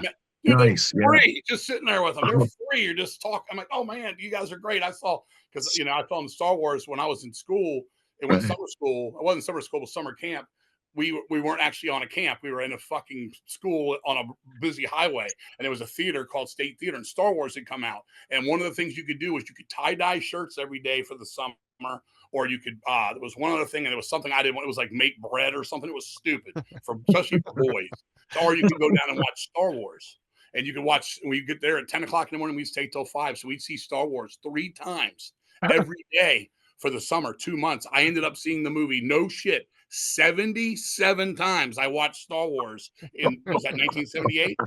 I watched it and I told those guys, I was like, dude, I've seen the movie that many times. I'm not even a big Star Wars guy. I was just a kid, and we just sat there and watched it repeatedly. It was that or make bread. So that's all. I'm telling you, that's all there was. It was that or that's funny. rubber bands on shirts and tie dye them. I did that one day. I'm like, I'm going to Star Wars. I'll be at Star Wars, and he would literally come back. Wars. Your mom would pick you up 5 minutes. It'd be the end of the day. So 3 times a day all summer. That's great. We got to meet all these people, man, and you're just like, oh man, Chewbacca. We met him. Blah blah blah. But anyway, so those were fun to do, and it was great to meet. Like I said, Bill Moseley. By the time I got to him, it was later, but still, it was only like $20, and having lunch with him. And then I got the picture right here. Gunnar Hansen was $5. I remember $5 lousy dollars. Same with Ken Forhey and the other guy. I can't remember his name right now. The white guy, SWAT guy from the movie. Oh, okay. $5. Oh yeah. Yeah. If you'd be lucky if you could get it like $40 now, $50. Me and my wife went to one. We were going to try to meet Cheech Marin. $100. I got in line. This was 4 months ago. I got in line. It got to be my turn. I walked up to him. Then his manager's like, "What do you want?" I looked at him and I said, "You're a fucking sellout." And I walked off. I said, I literally did 4 months ago. I said, "You're a fucking sellout." Walked off. I was like, God, charging people $100 for your signature. It's ridiculous. That's I mean, you're already paying $30, $40 to get in. It's a fire hazard when you're in. There's nowhere to walk around. Everything's overpriced. The world is this way, so it's not just them, but it just hurts my heart and everything to see these people, like that. I'm not. I know they're there to make some money, and that's fine. But $100 fucking dollars. Yeah. And you're only going to meet them for 10 seconds. Yeah. I'll have a glass of, fucking soda with them or anything for 10 minutes. I'm not asking for the world, but $100. Patrick Stewart, $150. $150. Robert Englund got up to $150. Alice Cooper used to be $20. I think he's 75 now. He's still somewhat down. And I know the world's not what it used to be, but I was just so pissed. We walked off. My wife said, "Yeah, you just told him, didn't you?" I'm like, "Fuck that dude." The only person we met that day was the guy from Thinner. Stephen King. Oh, yeah. Oh, that guy, he was $20, and we talked to him for a half an hour, and he couldn't have been a nicer guy. Now I know he ain't fucking Cheech Marin. I get that. Yeah. But still, come on, man. The world needs to do better. Doritos do not need to be $7 a bag in any state in the United States. $7. No, I get it. I paid some money to go see Stan Lee. It was a bucket list thing for me. So it was a meet and greet, and you get some things signed, and I brought a comic book that I had made called Grammar Man. But it was because I grew up reading Spider-Man and just loved it. So in my meet and greet, I gave him a copy of the comic book, and I told him, that it was because of Marvel Comics that inspired me to make this book. And this book teaches kids how to use grammar, and it's kind of fun. And so he looked at that and he's like, "Oh, this is pretty cool." And I signed it for him, and I just said, "Thank you." And that's all I wanted, that moment where I can let him know how much I appreciated growing up with comic books, because I read them voraciously. And so the picture with two of us, he's holding the picture, he's holding Grammar Man, and it's just kind of cool. It's real cool. That moment, it was worth it for me. It was, even though it was a little pricey. And I don't tell people how to spend their money. It's your money. If you want to spend whatever, it's the things nowadays. This is totally different. It's another show. Yeah, but I knew going into it was pricey. These death metal bands. I told you last time we talked. These death metal bands, VIP. You're fucking janitors, just like we are. At the end of the day, you're mopping the toilets too, man. Stop that. Stan Lee is genuinely a legend. Yeah. If it wasn't for him, there wouldn't be none of that and shit. It was great. He brought in the renaissance of comics, and it's nothing has been the same. And that was the same convention. I also got to see William Shatner and Linda Blair. And I know you'd seen Linda. She's a sweetheart. And I had a nice little moment with William Shatner. It was just a fun, that wasn't nearly as much. But I felt very happy, like, okay, especially now that he's gone. I had that little moment that I can carry with me. Sure. If it makes your day, then it makes your day. And the photographer's like, "You got to move along." I'm like, "No," I said, "I paid this much money for it. I'm going to get 15 seconds with Stan Lee." And he's like, Okay. He just let me do my and thing. now you're right. You should be allowed that. Yeah. You can't use you as cattle and the assembly line belt. Fuck that. That's not right. So I was happy to do that. But coming back to the show, there's a couple series I'd like to talk about. They're on the sillier side, Sci-Fi Channel movies. We have the 2, 3, 5, and 6 headed shark attack movies. Have you seen any of those, King? Two-headed shark attack? I haven't even seen one. I haven't seen too many with one head. Ah, I'm working my way through the numerical order. I have not. I'll gladly listen what y'all say so I can get them. I think I probably own them. When I go and buy these DVD blowouts at these stores, I pick them all up. 8-headed shark. I'll watch that one day. $1. I've got tons of those Amityville movies. It's worth $1. I bought 2 months ago. I went to a bookstore. Me and my wife went to see Sticks at this outdoor pavilion. There was a bookstore, and they had all their movies for $1. So I was buying up like Amityville 17 and the Amityville. One of them was called Amityville Shark. We bought that. Amityville Shark. If you say it now, I might go upstairs and go, they were just talking about this shit down here. Let me throw this in and watch it. I've Sharknado 12. I don't know. Shark persist. Yeah, the Sharks persist. To listen to you guys talk about them. Yeah, I've seen them. The Shark Attack movies. They're terrible. But they're the Sci-Fi Channel of the week. That follows the formula. I mean, a two-headed shark attack was funny because we've enjoyed like Sharktopus and those like Roger Corman did that. Those kind of silly movies, Mega Croc versus Pythonolodon or whatever, Right. What was the one with Tiffany and Debbie Gibson? That was our favorite one. Yeah, we like that, especially when we roll around with each other. Like that was nice. Extended versions, please. Yes. But you got, it just gets silly. It gets ridiculous. Like, how many heads can they put on a shark? And apparently they've tapped out at 6. Yeah. It's just absurd comedy, ridiculous. But the other shark series that I like to talk about is Sharknado. So have you seen the first one? Okay, this is a series where the first one, I think they realized, okay, this movie is kind of silly, but we can be sillier, and so 2 and 3 and 4, I think, hit their stride. They become progressively silly. Like 2 is like the sequel, or I don't know, the sequel Awakens, and 3 is like Oh Hell No, and the fourth Awakens, and they get progressively sillier with more and more because they became really famous and popular. Weren't they in space in the ones the sharks were actually? They went out in space. Yeah, it gets really silly. God. But you're like you know it's going to be silly, so you're just kind of like strapped in, like let's go. But a lot of like Hollywood like celebrities doing little guest appearances, because it was like now this is the fun thing to do. Now everyone, it's not just a lot of cameos. Yeah, cameos. Even Caroline Williams and makes a cameo, and Leatherface, the original Gunnar Hansen. And she calls him Bubba, I think, and that too. So that's great.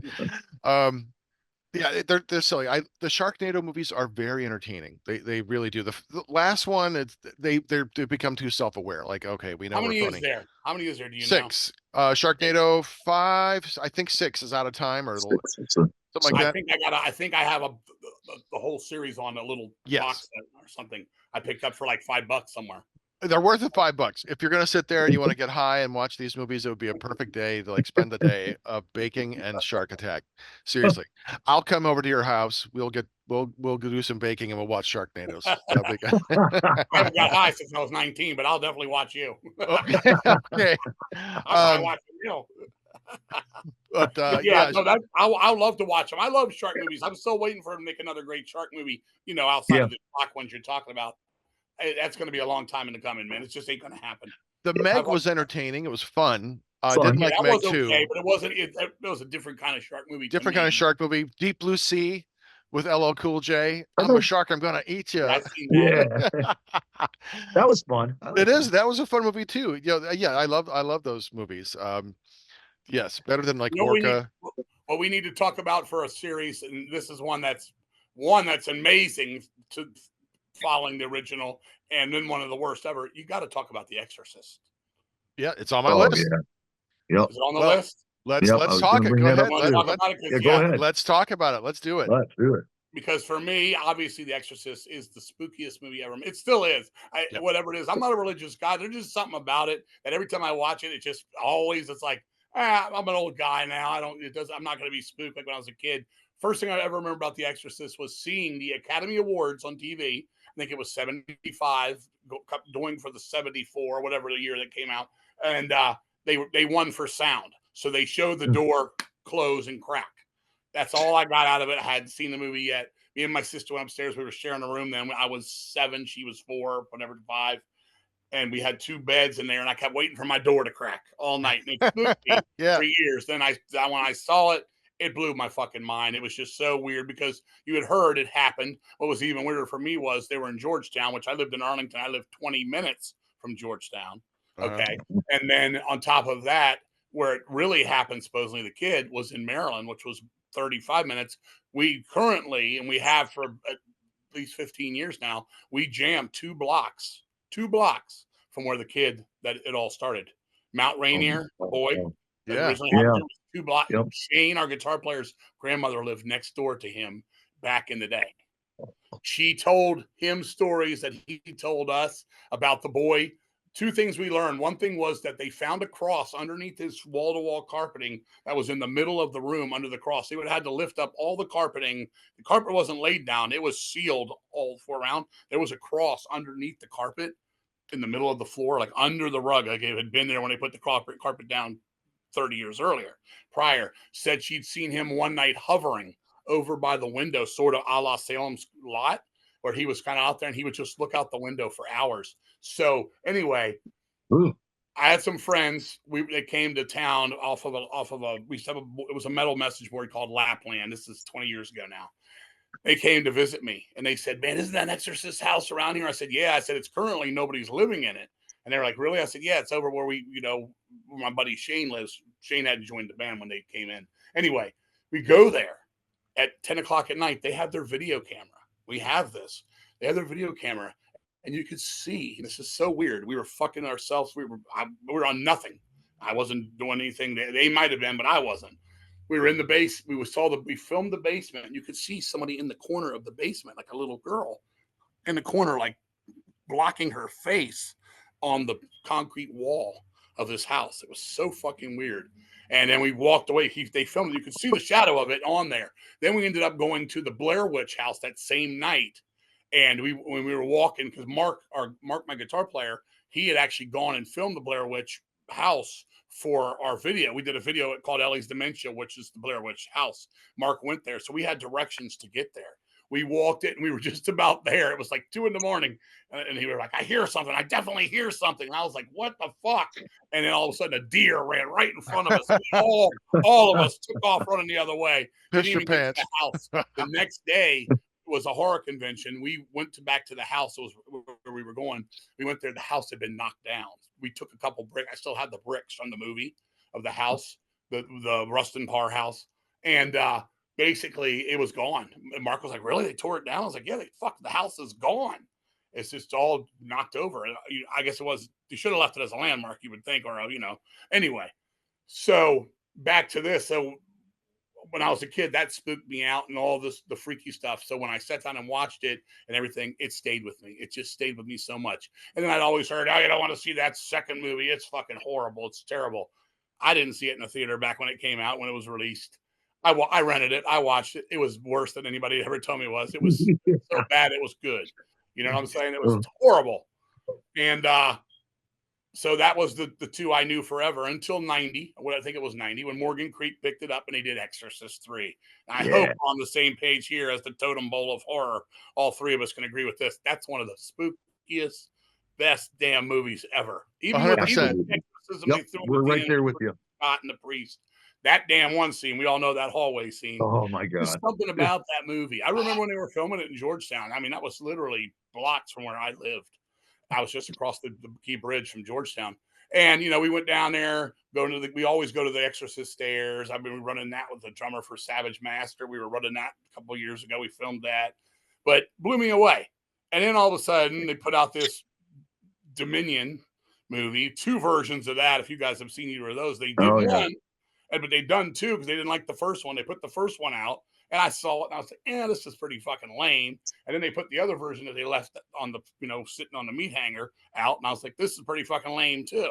So you get two genuine classics. Like if they had gone from Exorcist 1 right into Exorcist 3, Yep. that's a perfect A to Z That's all you need.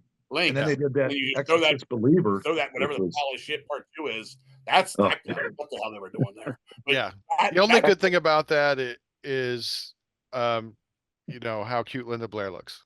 That's about yeah. the yeah, only oh yeah, redeeming thing. yeah, her and her little see-through 90. That's So good. And then I do like the soundtrack to it. It's kind of like disco rock, kind of it funky is, yeah, rock. it is, and it is bad in so many ways. I watched it for the first time in a long time, like maybe a week before last, and it was just, and I'm like, okay, there are parts that I thought, okay, this is not bad. The concept of it was okay, but the execution of it just failed miserably. And Yes. they're just trying too many things. But yes, I agree. I saw Exorcist 3 in a theater, and Me too, that's 3 that times. hallway scene. Oh I my I sat back. I tried to sit back. I couldn't. The seat was like blocking me. I'm like, oh fuck. I'm because the camera angle just shoves you right into that, and I'm like, Yeah. and then oh that God. jolting, jarring music right at that Yeah, moment too. that scraping sound. And you know what's Um, even spookier about that scene for me was, remember, the guy was killing everybody's name started with a K, had a K that's in the right. name. Oh That's yeah. King, Kingsley. King. That's right. Yeah. I Um, love that movie. I mean, God, it was so it's good. still good. Yeah. And the Yeah. Oh performance, yeah. Brad Dourif, Yeah. He's great in One it. of the no, best I ever. am the Gemini. Yeah, it's like it is so good. And I love seeing Miller again come in. He's a great actor. And I George love C. him. Scott was perfect playing playing the lead cop part. Oh Yes, yeah. fantastic. He's If one you of the best yeah, he actors was a ever great lived. We all know Kinderman. that. And Jason Miller, always good. I just And really don't like Oh Jason forget Miller. this, in case you didn't know, the woman, his wife in the movie, is Jessica from Let's Scare Jessica to Death. If you did not know that, that is Zora Oh, Lambert.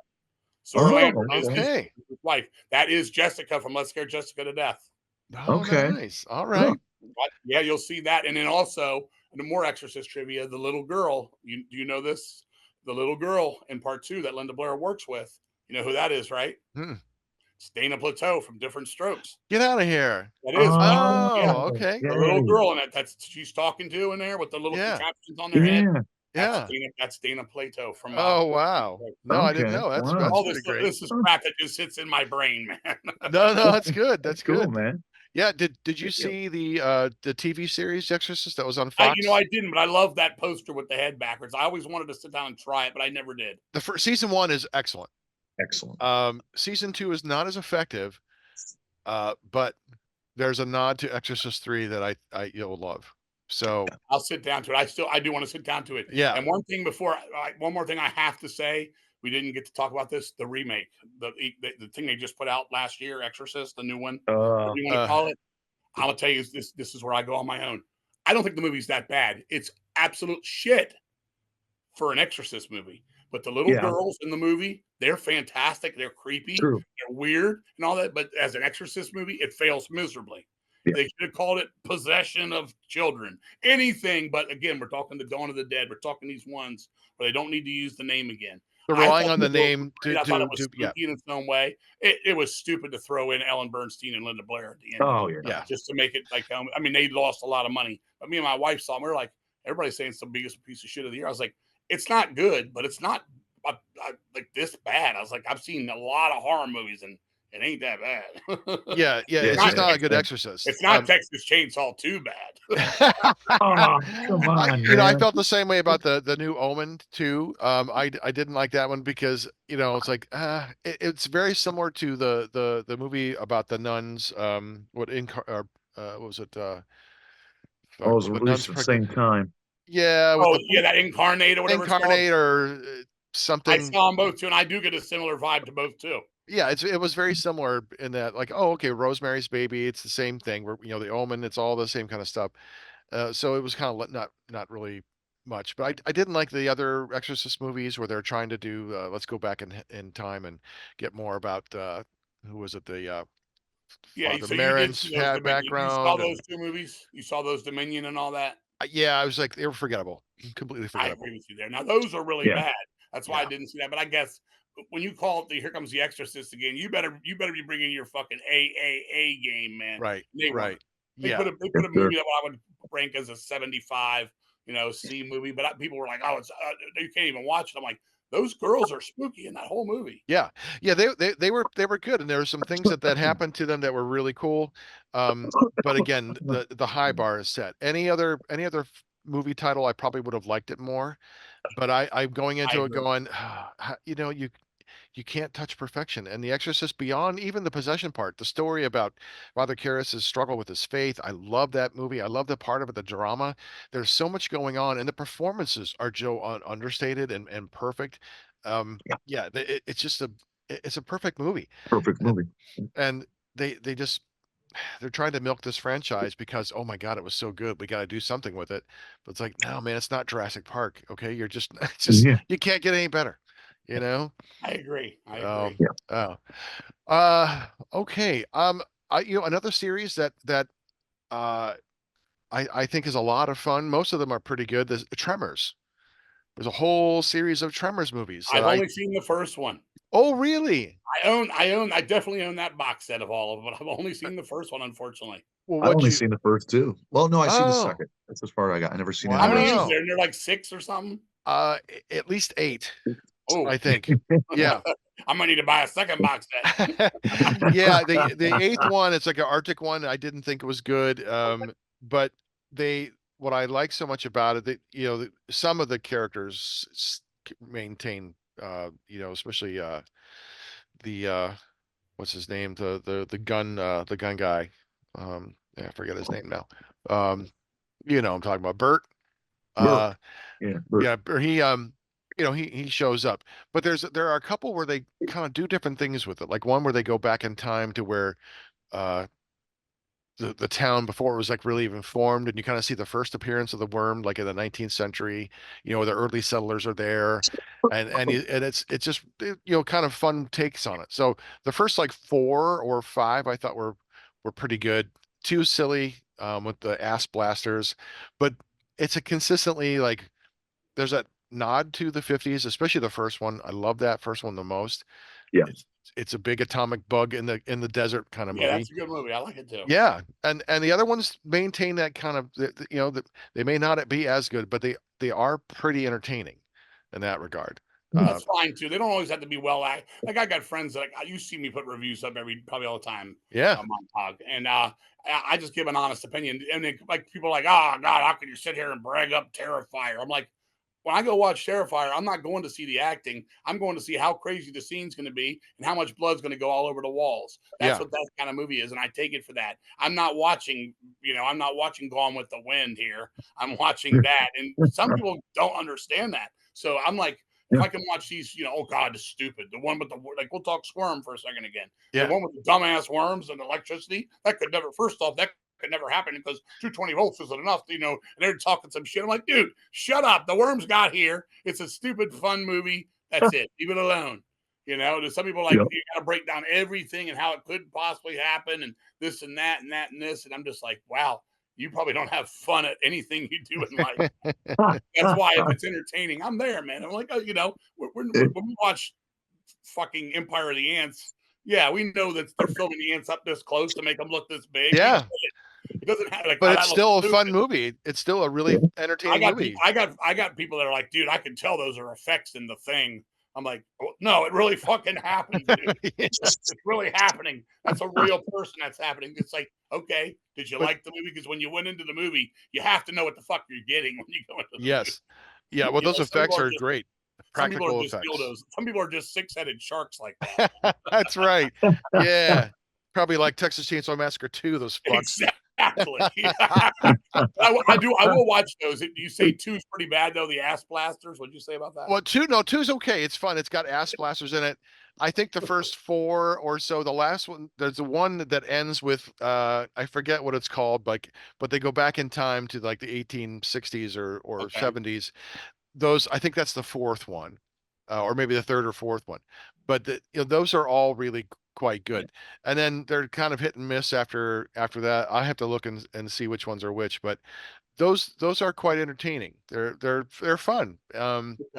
And but like by the time it gets to like hell freezes over or whatever it is, they've kind of like that one's not so Yeah, great. And there are a they couple, fall. and I didn't Yeah, see the that's a bad one. series. The worm falls in love with stink bugs, and it's all fucked up. Yeah. But yeah, I didn't think that was very good. But there's other ones that they're fun. I'll watch them. I got it upstairs. It's actually at the top of the tees right now, so that might be a good All time right. to go through a few. Yeah, definitely. Um, Now a couple that because I'm going to mention these two together because they come from the same director, William Castle, the Okay. House on Haunted Hill. Yes. Or no, that's not William Castle, is it? Yes, it is. Yeah, Mhm. and 13 Ghosts. That is Yes. too. Right.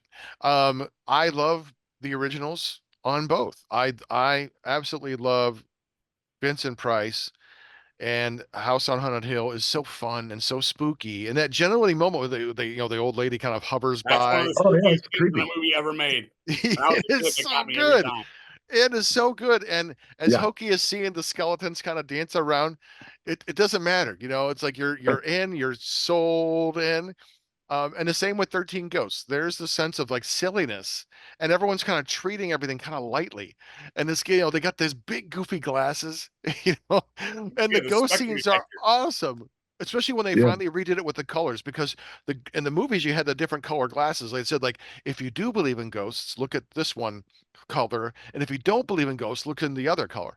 And Right. I think they were doing like, if you did believe in the ghosts, it wouldn't let you see them, or I don't know what it was. It was kind of fucking with you. But if you didn't believe in ghosts, it would show them. They're like, oh, the ghosts were there. But those scenes are awesome. They're creepy and weird. The lion tamer with getting his head bit off. But those two are so fun.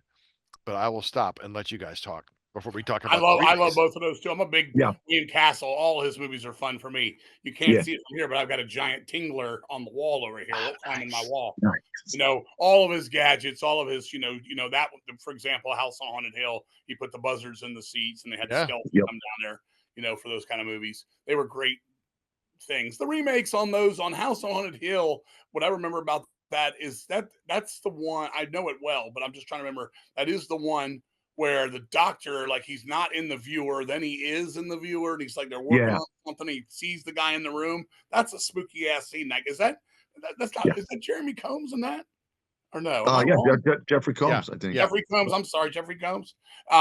Yeah, that's what I thought it was. My stepfather, who's passed away, he used to want to watch. Oh, he'd always go, "Let me get a movie," and he'd always go back to that remake, House on Hill. He loved it, and he was always. I'd come in the room, I'm like, "Not this spooky ass scene again," because he catches them looking, and then he looks over, and they're doing that operation. That's a spooky Oh scene. yeah. Yeah. Yeah. That's cool. They're like, then they look at the camera. Yeah. Yep. That's certainly creepy. That was Yeah, very that's a good effective. scene. Yeah. 13 Ghosts remake. I've seen it. I can't remember it at all while we're sitting here talking about it. So I don't know if I liked it or didn't like it or just can't remember it. Who was in that one? Oh, Anybody? Was that Tony Famke Shalhoub, Janssen Tony Shalhoub. and Tony Shalhoub? Yeah. I Yes. don't know. I don't really know if I know how much I And know them. I remember it being okay though. I was kind of like liked it. Kind it's of. okay. I'm I sort of like the way the ghosts were pretty effective. I thought nice looking in okay. it. Yeah. The Um, ghosts are great. The house was really amazing looking. It was yeah, very, looked very wild. cool. Yeah, That was kind of the look of it. It has a really nice look, yeah, and it it certainly has more of a horror bent. There's not a lot of humor in it. Some of the kill scenes are kind of humorous and kind of great. The one yeah. where I'm gonna pull um, that one back out too because I know yeah, I've seen it. and I think I thought it was okay. I think if I Jeffrey remember right. Rush. Jeffrey Rush in Mhm. House of Haunted Hill. Jeffrey Rush. Okay. He's so good at playing the Vincent Price role. Um, Yeah, and they just, he just kind of like drinks it up. Like you have What's to, I what's think. his deal in that house on Haunted Hill? Isn't he like a roller coaster tycoon or something? Yeah, yeah, he's like thrill rides.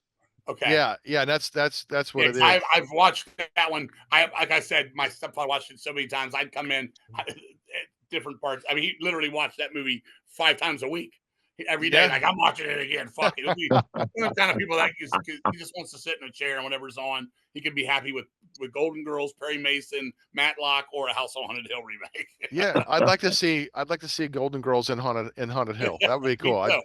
too. Oh, Blanche.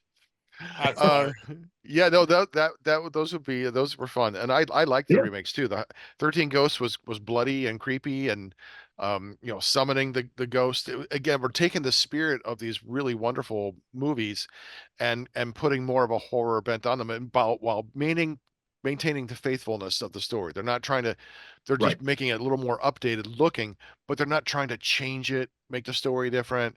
Like, no, we're gonna be trying to be faithful and tell the same kind of spooky story. And I'd be happy with so, some more William Castle movies, a remake of the Tingler and stuff. I'd be happy with that. yeah, Yeah. Mr. I'd love to see Sardonicus, that. all those, they're good movies. yeah, I love the Tingler. Homicidal, that's kind of like Psycho Yes, before, with like Psycho with Psycho. Those Yeah. are good. and And you got to give a nod to Matinee while we're here with John Goodman, because he was yes, obviously playing that role. a big nod in that. That was a lot of fun. That was good. Was it Macabre? The one where the guys said buried someone and like they got to find someone in the buried They before had they run off air. he had the winning lottery ticket. They had the winning lottery ticket in the jacket. He was buried. When they buried him, he had to go back in there. Yeah, they were Oh, trying to okay. get him. That was Macabre, right? Because I know yeah. That was Mr. Sardonicus, where Mr. Yeah. Sardonicus had the death smile. Like the rictus, the grin. Hold Yes. on. Oh, Now I'm okay. getting confused. I'm Well, throwing I myself think off. they had to bury. I think that one it might have been I don't want Macabre, to where throw wrong someone was information buried around. alive, and they were trying to go find them before that person died. I think that's I'm going to look real quick. Sure. While we're seeing it. I don't like to give false information, so let me make sure I'm right. Mr. Sardon, I'm just going to look it up real quick. No misinformation on heavy metal horror, kids. Yeah, no, hell no. I hate wrong information ever. Mysterious, right? Here we go. Yeah, Mr. Sardonicus. I think that was he had something went wrong with a surgery. Macabre, William Castle. Here we go. We're gonna get that this always right. creeped me out the first time I saw it, seeing his face like that. Yes, yeah. Macabre is Jim Backus from Gilligan's Island. Come here, lovey.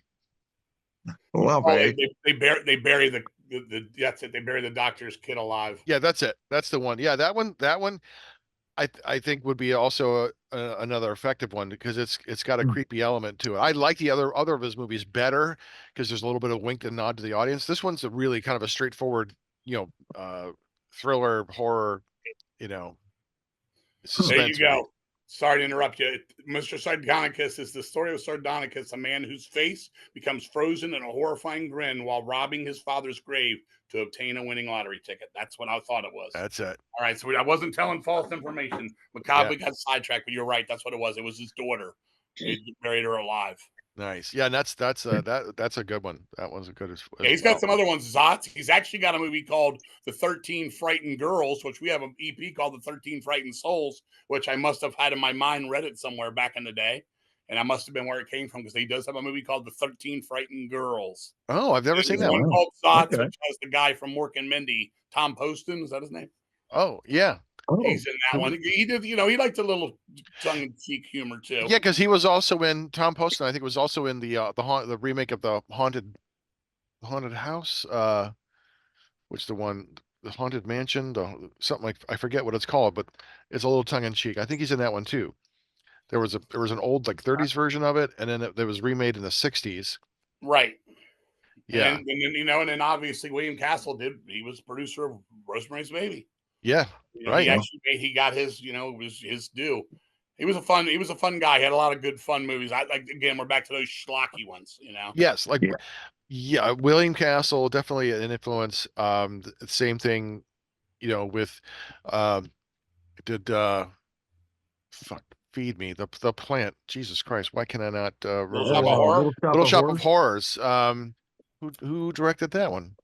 Oh, Jesus, you just passed. Roger Corman. Yes, Roger Corman. Thank you. Yeah.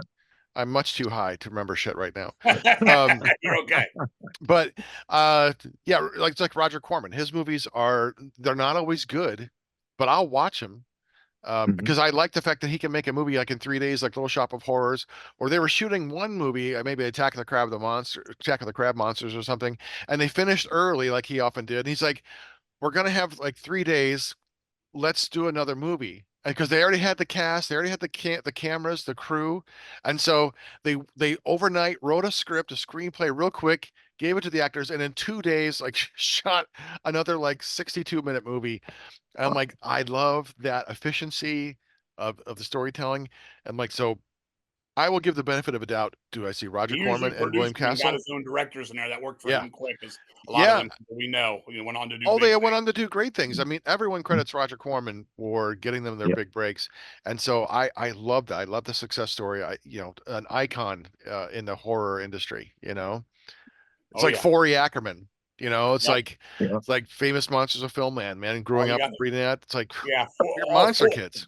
4 words describes Roger Corman, and then you don't have to say nothing else. Humanoids from the deep. That's all you gotta say. There You you know, go. he's a legend. Yeah. Battle Beyond the Stars. I think There that you was go. his. Yeah, Galaxy yeah, of Terror. That's 3 words. yeah, I did love yeah. his. I loved his Edgar Allan Poe renditions Yeah. of the Oh movie my too. God, Those are yes. Yeah, great. those were always Yeah. on the 4 o'clock movie when I was a kid. Every Yeah. day. Yeah. You see House Jack of Great. Nicholson. Man. House of Usher. Yeah. Mask Yeah. of Red Death. All that. Yeah, the Yeah, that's Raven. a great looking movie. And those movies were so good looking. They had all Yeah. that really lovely color. It was And the super sets, color. super color, beautiful.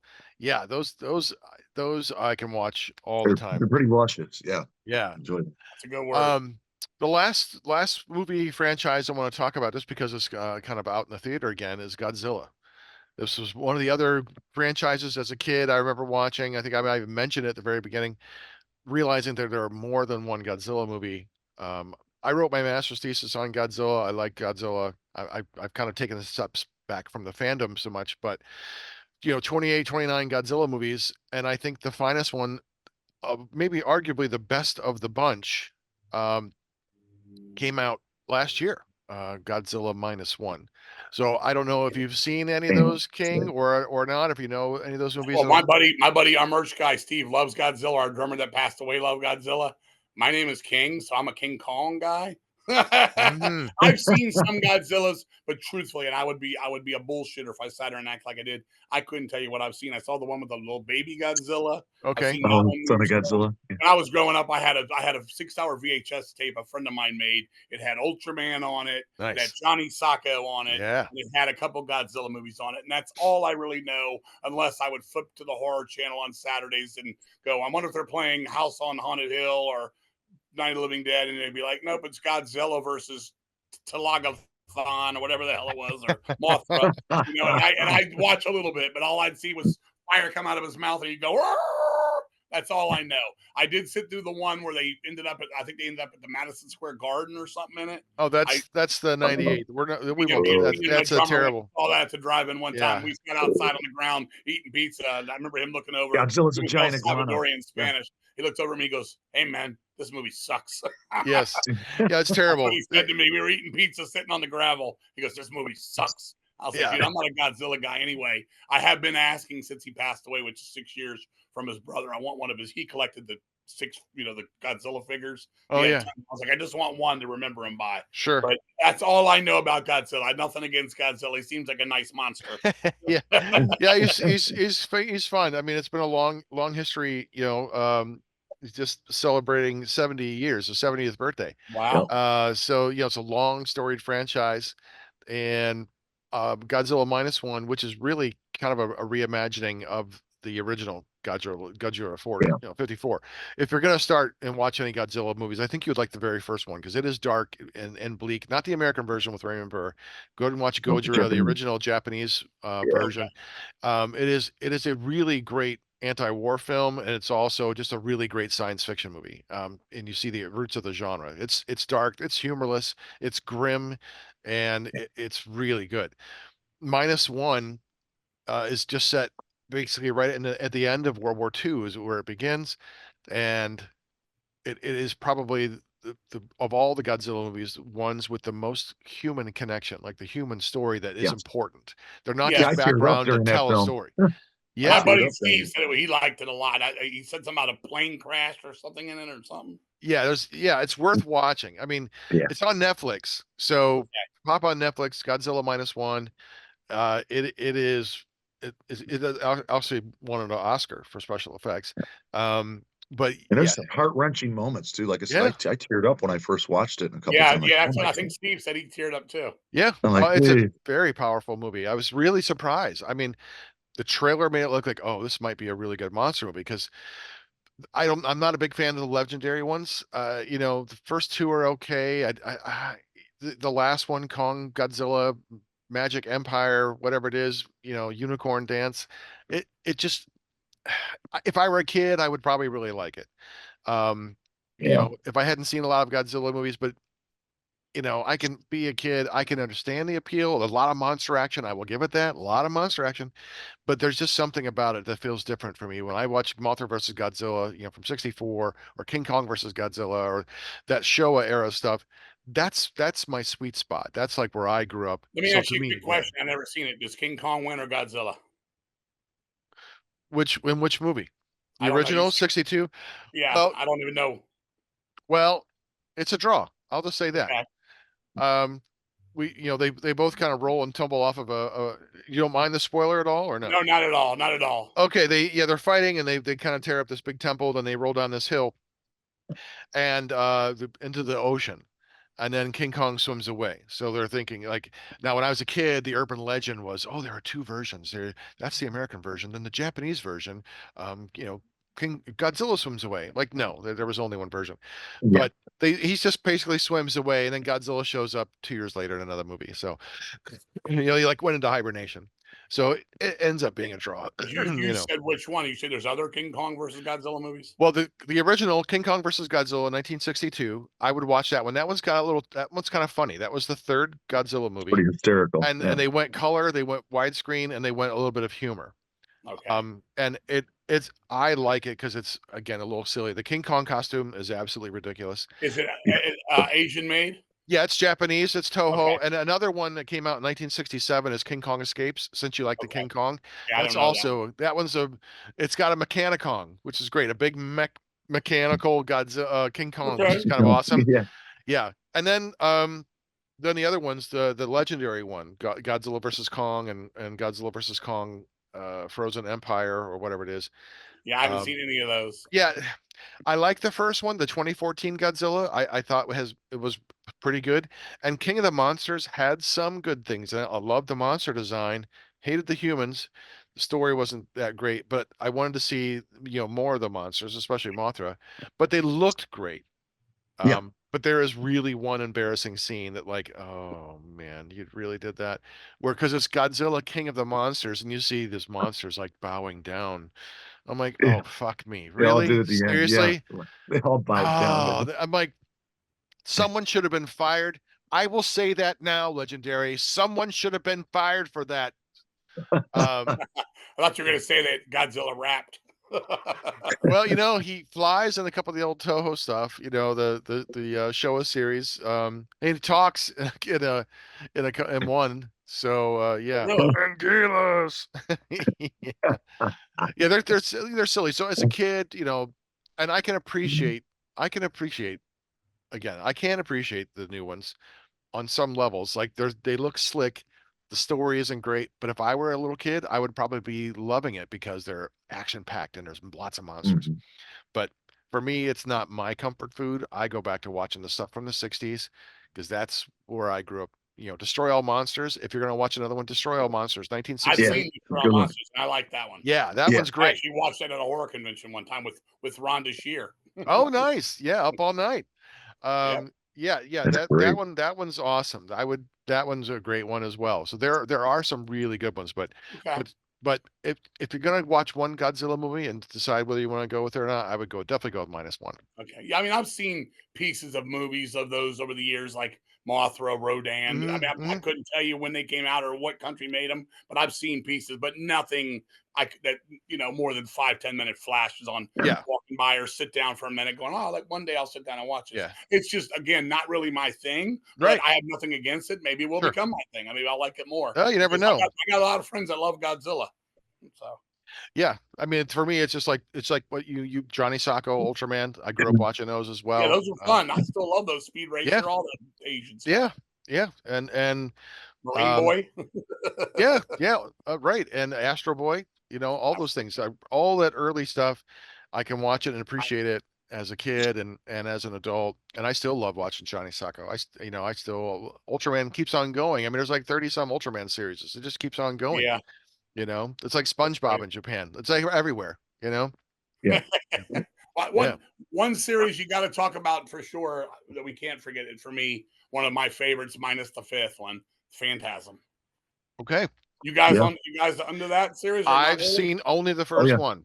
So you I guys, got please. I got all the films, King. I seen, and I agree with you. Other than that last one, First one for me is right there neck and neck with Exorcist for the greatest horror movie ever made for me. fantastic. There's a deeper feeling to that movie than most people get. I had a friend the other day that put it up. He's like, I don't know how people watch this. This movie's stupid, sucks. Okay, I get that. It's very. I'm not a big fan of movies that go dreams inside of dreams, inside of dreams, inside of dreams, where all of a sudden you're just like, what's going on? What's not? This movie captured it the best. And when you find out after the first one, which we've all seen at the end, when you realize that he's not really fighting this man, he's fighting these fears of losing his family, which he has lost. And it's a grief of it's basically his whole family died. Michael's family, okay, Yep. he lost his parents and then he lost his older brother, so he's alone. So basically, it's like Dathan, which is the symbol of Angus Scrimm, the tall man. It's kind of after them and everything weird he would bring with him to try to get them. At the end of the first one, people could say, all right, that's all you needed. You stop. Yeah. Part two, it came back. We went. This is another one where the deceased guys all got into the car and went and saw it in the theater, and we loved it. But we were disappointed that they didn't keep Michael Baldwin playing the part of Michael. I know you haven't seen it, Right. Montag, but Choptop has, and basically they let him keep one of the characters, so they kept Reggie, and it was the same character as Michael, but it was a different guy playing him. It's the only one in the series where it's different, so it's Yeah. weird. They made it bigger, they made it gorier, they made more going on. He gets a love interest, and it's a fantastic movie. It just needs Michael. It's a little bit. It's the one of all five of them that's the Hollywood one. Now, after it didn't do so well, did okay. Phantasm original did a lot of money for a little income. That was basically Don Coscarelli's family. Yeah. By the time they got around to 3, now they're adding people. There's a kid in this one. There's a Reggie's love interest start picking up as they did in 2 and the original 2. They basically do the same thing again, but a little bit more with a kid in this one and stuff. I don't want to say it's like Home Alone-ish, but some of his booby traps and stuff. It's kind of like it's cool. still when Angus the tall man's on the screen, it becomes the feel of the original Phantasm. At other times, it's a little loose. They start getting a little bit more with the humor and the one-liners and stuff like that. They bring that shotgun around the double barrel thing so much. And the action guys loved it. The horror guys like me, not as much. Still dug it. Just didn't dig it like the first one. So they were kind of like first one's perfect, second one's decent, third one's a little bit under 2. So it was going in order. Now 4 was called Oblivion. We thought it would never see the light of day. Coscarelli's like, we have no money. Some people want to remake this. Quentin Tarantino had talked about it. Some other people, they wanted to make this huge Hollywood movie. And it was weird because they wanted to like bring John Lithgow in to play the tall man and things like that. And they were like, there's only one tall man and he's still alive, even though he was old as hell with Angus Scrimm. So Don Coscarelli stuck to his guns, which I appreciate because I didn't want that big ass Hollywood movie version of it. And he made it very underground again. Now, what was cool about that part 4 for me was the original Phantasm ran over 3 hours. Okay. So there was a lot of stuff on the editing floor. He went back to that stuff, with stuff that was already shot, to put half the movie together. You start to learn about the time travel in that one. You get to see the tall man before he became the bad guy. Remember, he's the good guy, Choptop. He shows him back in the day drinking the lemonade and stuff. Yeah, I remember that. 1800s and things like that, and where he went wrong and became this guy. So I think at that point, like Coscarelli was kind of making it up and adding it. Oh, let's go here with this. And you're still wondering if this is a dream. What are the spheres got to do with it? Is his brother, his buddy, and stuff? So it's getting to this hodgepodge of stuff. But what I loved about part 4 was the footage of the first movie. You got to see a lot of it. Like he hung him in a tree, the old man, the tall man, and there's just some spooky ass stuff in that. And I would have been happy had they stopped there. But Phantasm never stopped because he got asked to do another one. For the first time ever, Coscarelli did not direct. He pulled in a guy off the street to direct, and bad move for me. Rap music on the soundtrack, never been the rap music in it before, not even rock music. You just need the Fred Myro melody, which is the spookiest for me theme of all time in a movie. Just needed that. But my friend Dawn, she was in the movie. Where's Reggie these days? Is he nuts? The tall man looks like he was. Angus was on his last leg of life. Oh yeah. He's really beat up in it and stuff. And then Michael's still trying to get around. You're trying to figure it out. The movie looks as cheap as an episode of Dawson's Creek on the WB channel. It just looks like they spent like $1,163.42 on it. I remember my wife wanted to see it with me, and it came on the pay-per-view channel, and she wasn't going to be. She didn't live. We weren't married when it came out and stuff. She wasn't here yet.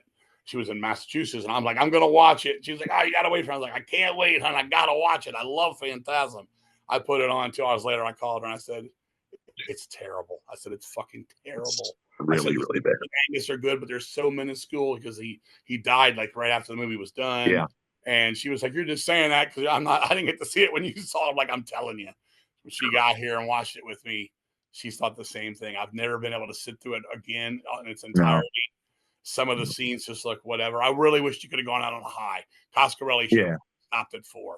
But obviously, I've spent a lot of time on this series when I just talked from 1 to 5.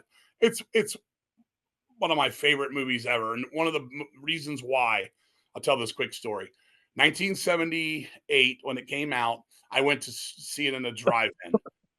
It was sold out. It was a 2-screener. So we ended up seeing a Dudley Moore movie on the other screen. Okay. I told my mom, I'm going to get out of my car. We're going to get out of this car. And I'm going to walk down there and watch that movie when they play it later on. Because they were like, nope, you can't walk down. You can't watch the other movie. You're watching what's on this screen.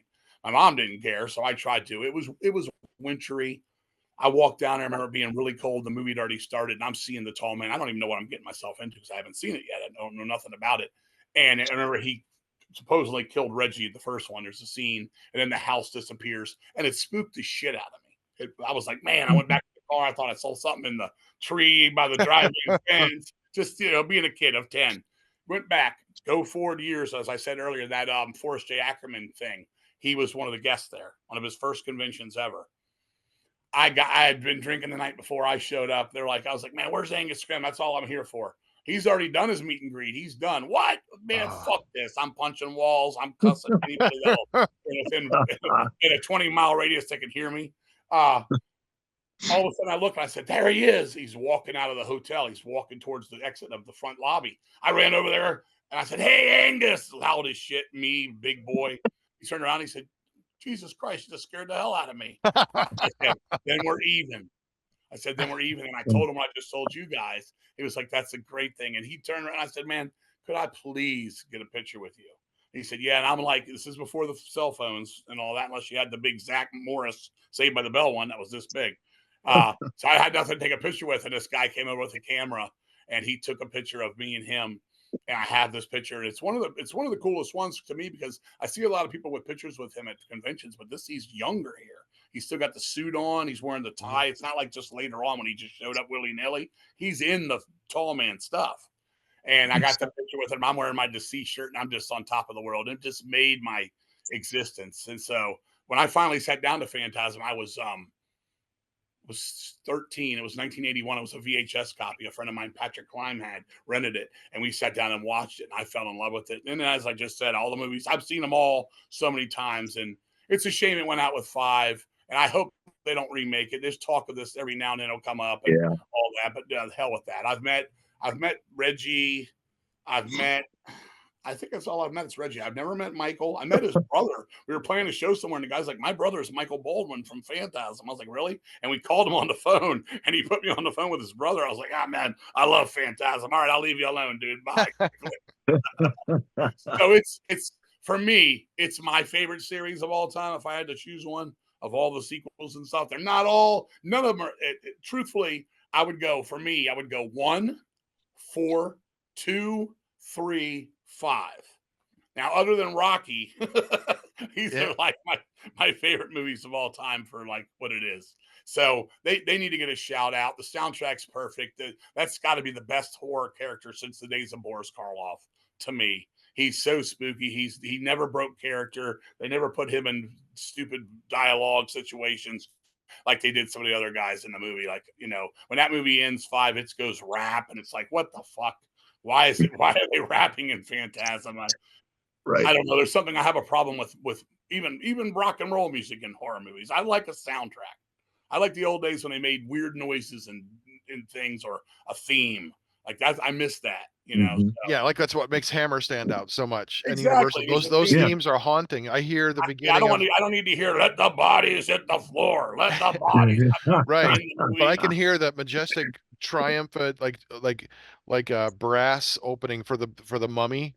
Then I can hear the melody in my head now. That creepy voice. It's haunting stuff. So I get Yeah. it. I I get mean, it. Yeah. it's just, I mean, for me, Phantasm, Exorcist, Tubular Bells, Suspiria, those are the Yeah. ones. The Carrie, Pinot Carrie, one with the piano, those are the ones I love. Those they just get you. And there's another one that's really low key. A lot of people don't know this one, but it's Mia Farrow movie called The Haunting of Julia, originally known as Full Circle, and it's got one of the best soundtracks ever, and it's done by the keyboardist of the Ian Gillan solo band, and Okay. it's so spooky. It's you could drive down the road and put it on, and it's spooky. And instantly, whatever that you could be watching kids play soccer, it makes it spooky, man. So that I wanted to make sure we got that in the episode because that for me Yeah. is my favorite of all time. I don't know if you guys had to pick your favorites, what they are, but Um, my favorite is Halloween series. I mean, I know they progressively got worse, and I like three for what it is.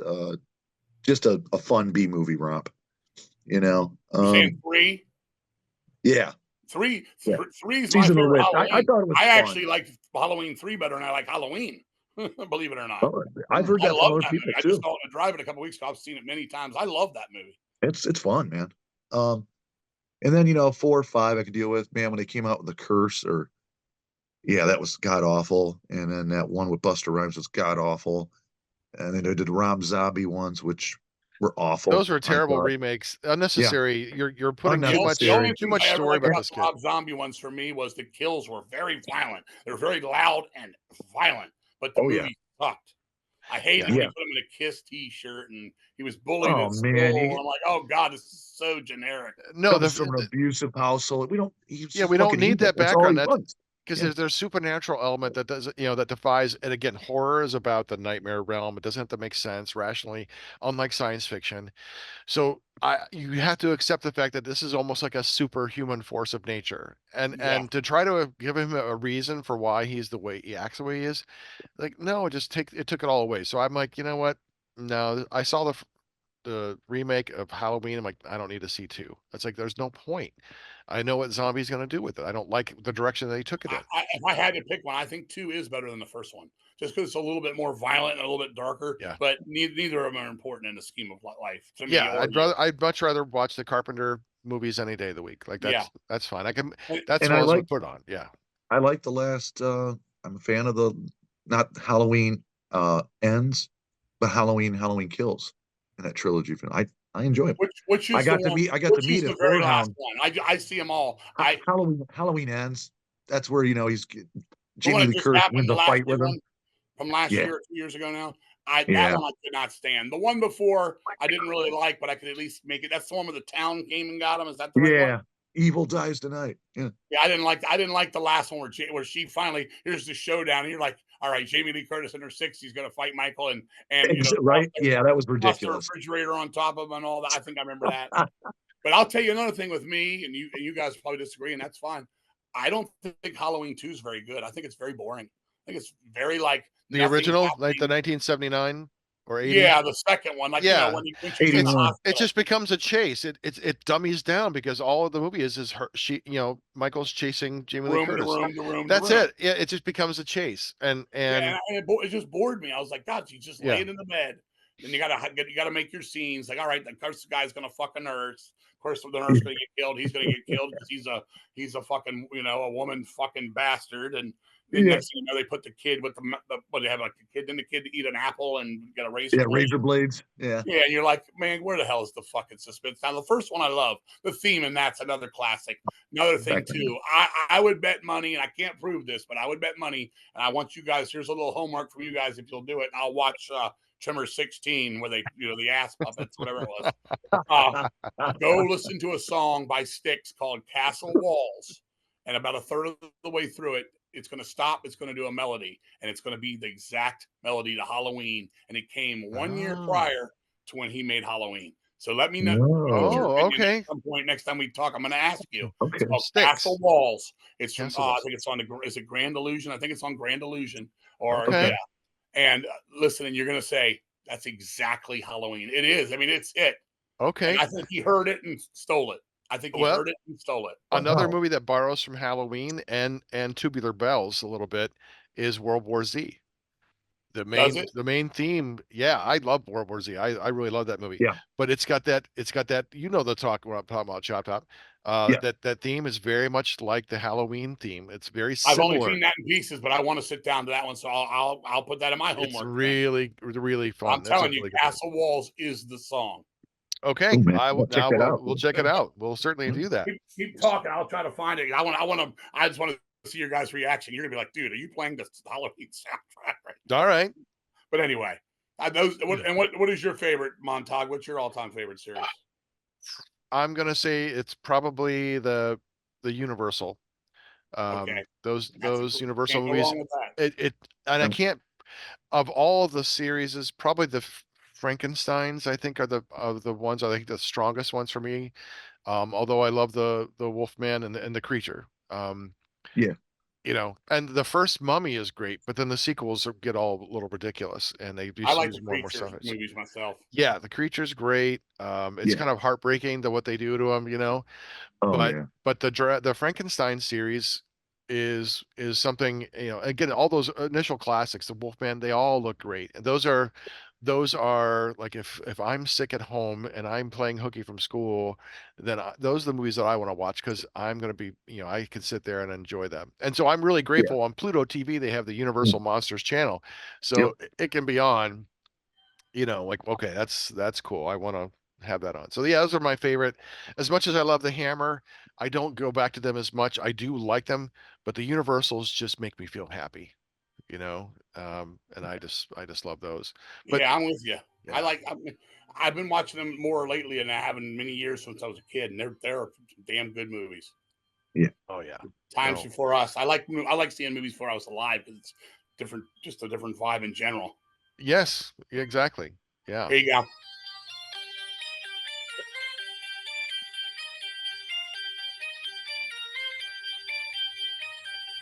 It certainly sounds like it. Listen to this right here.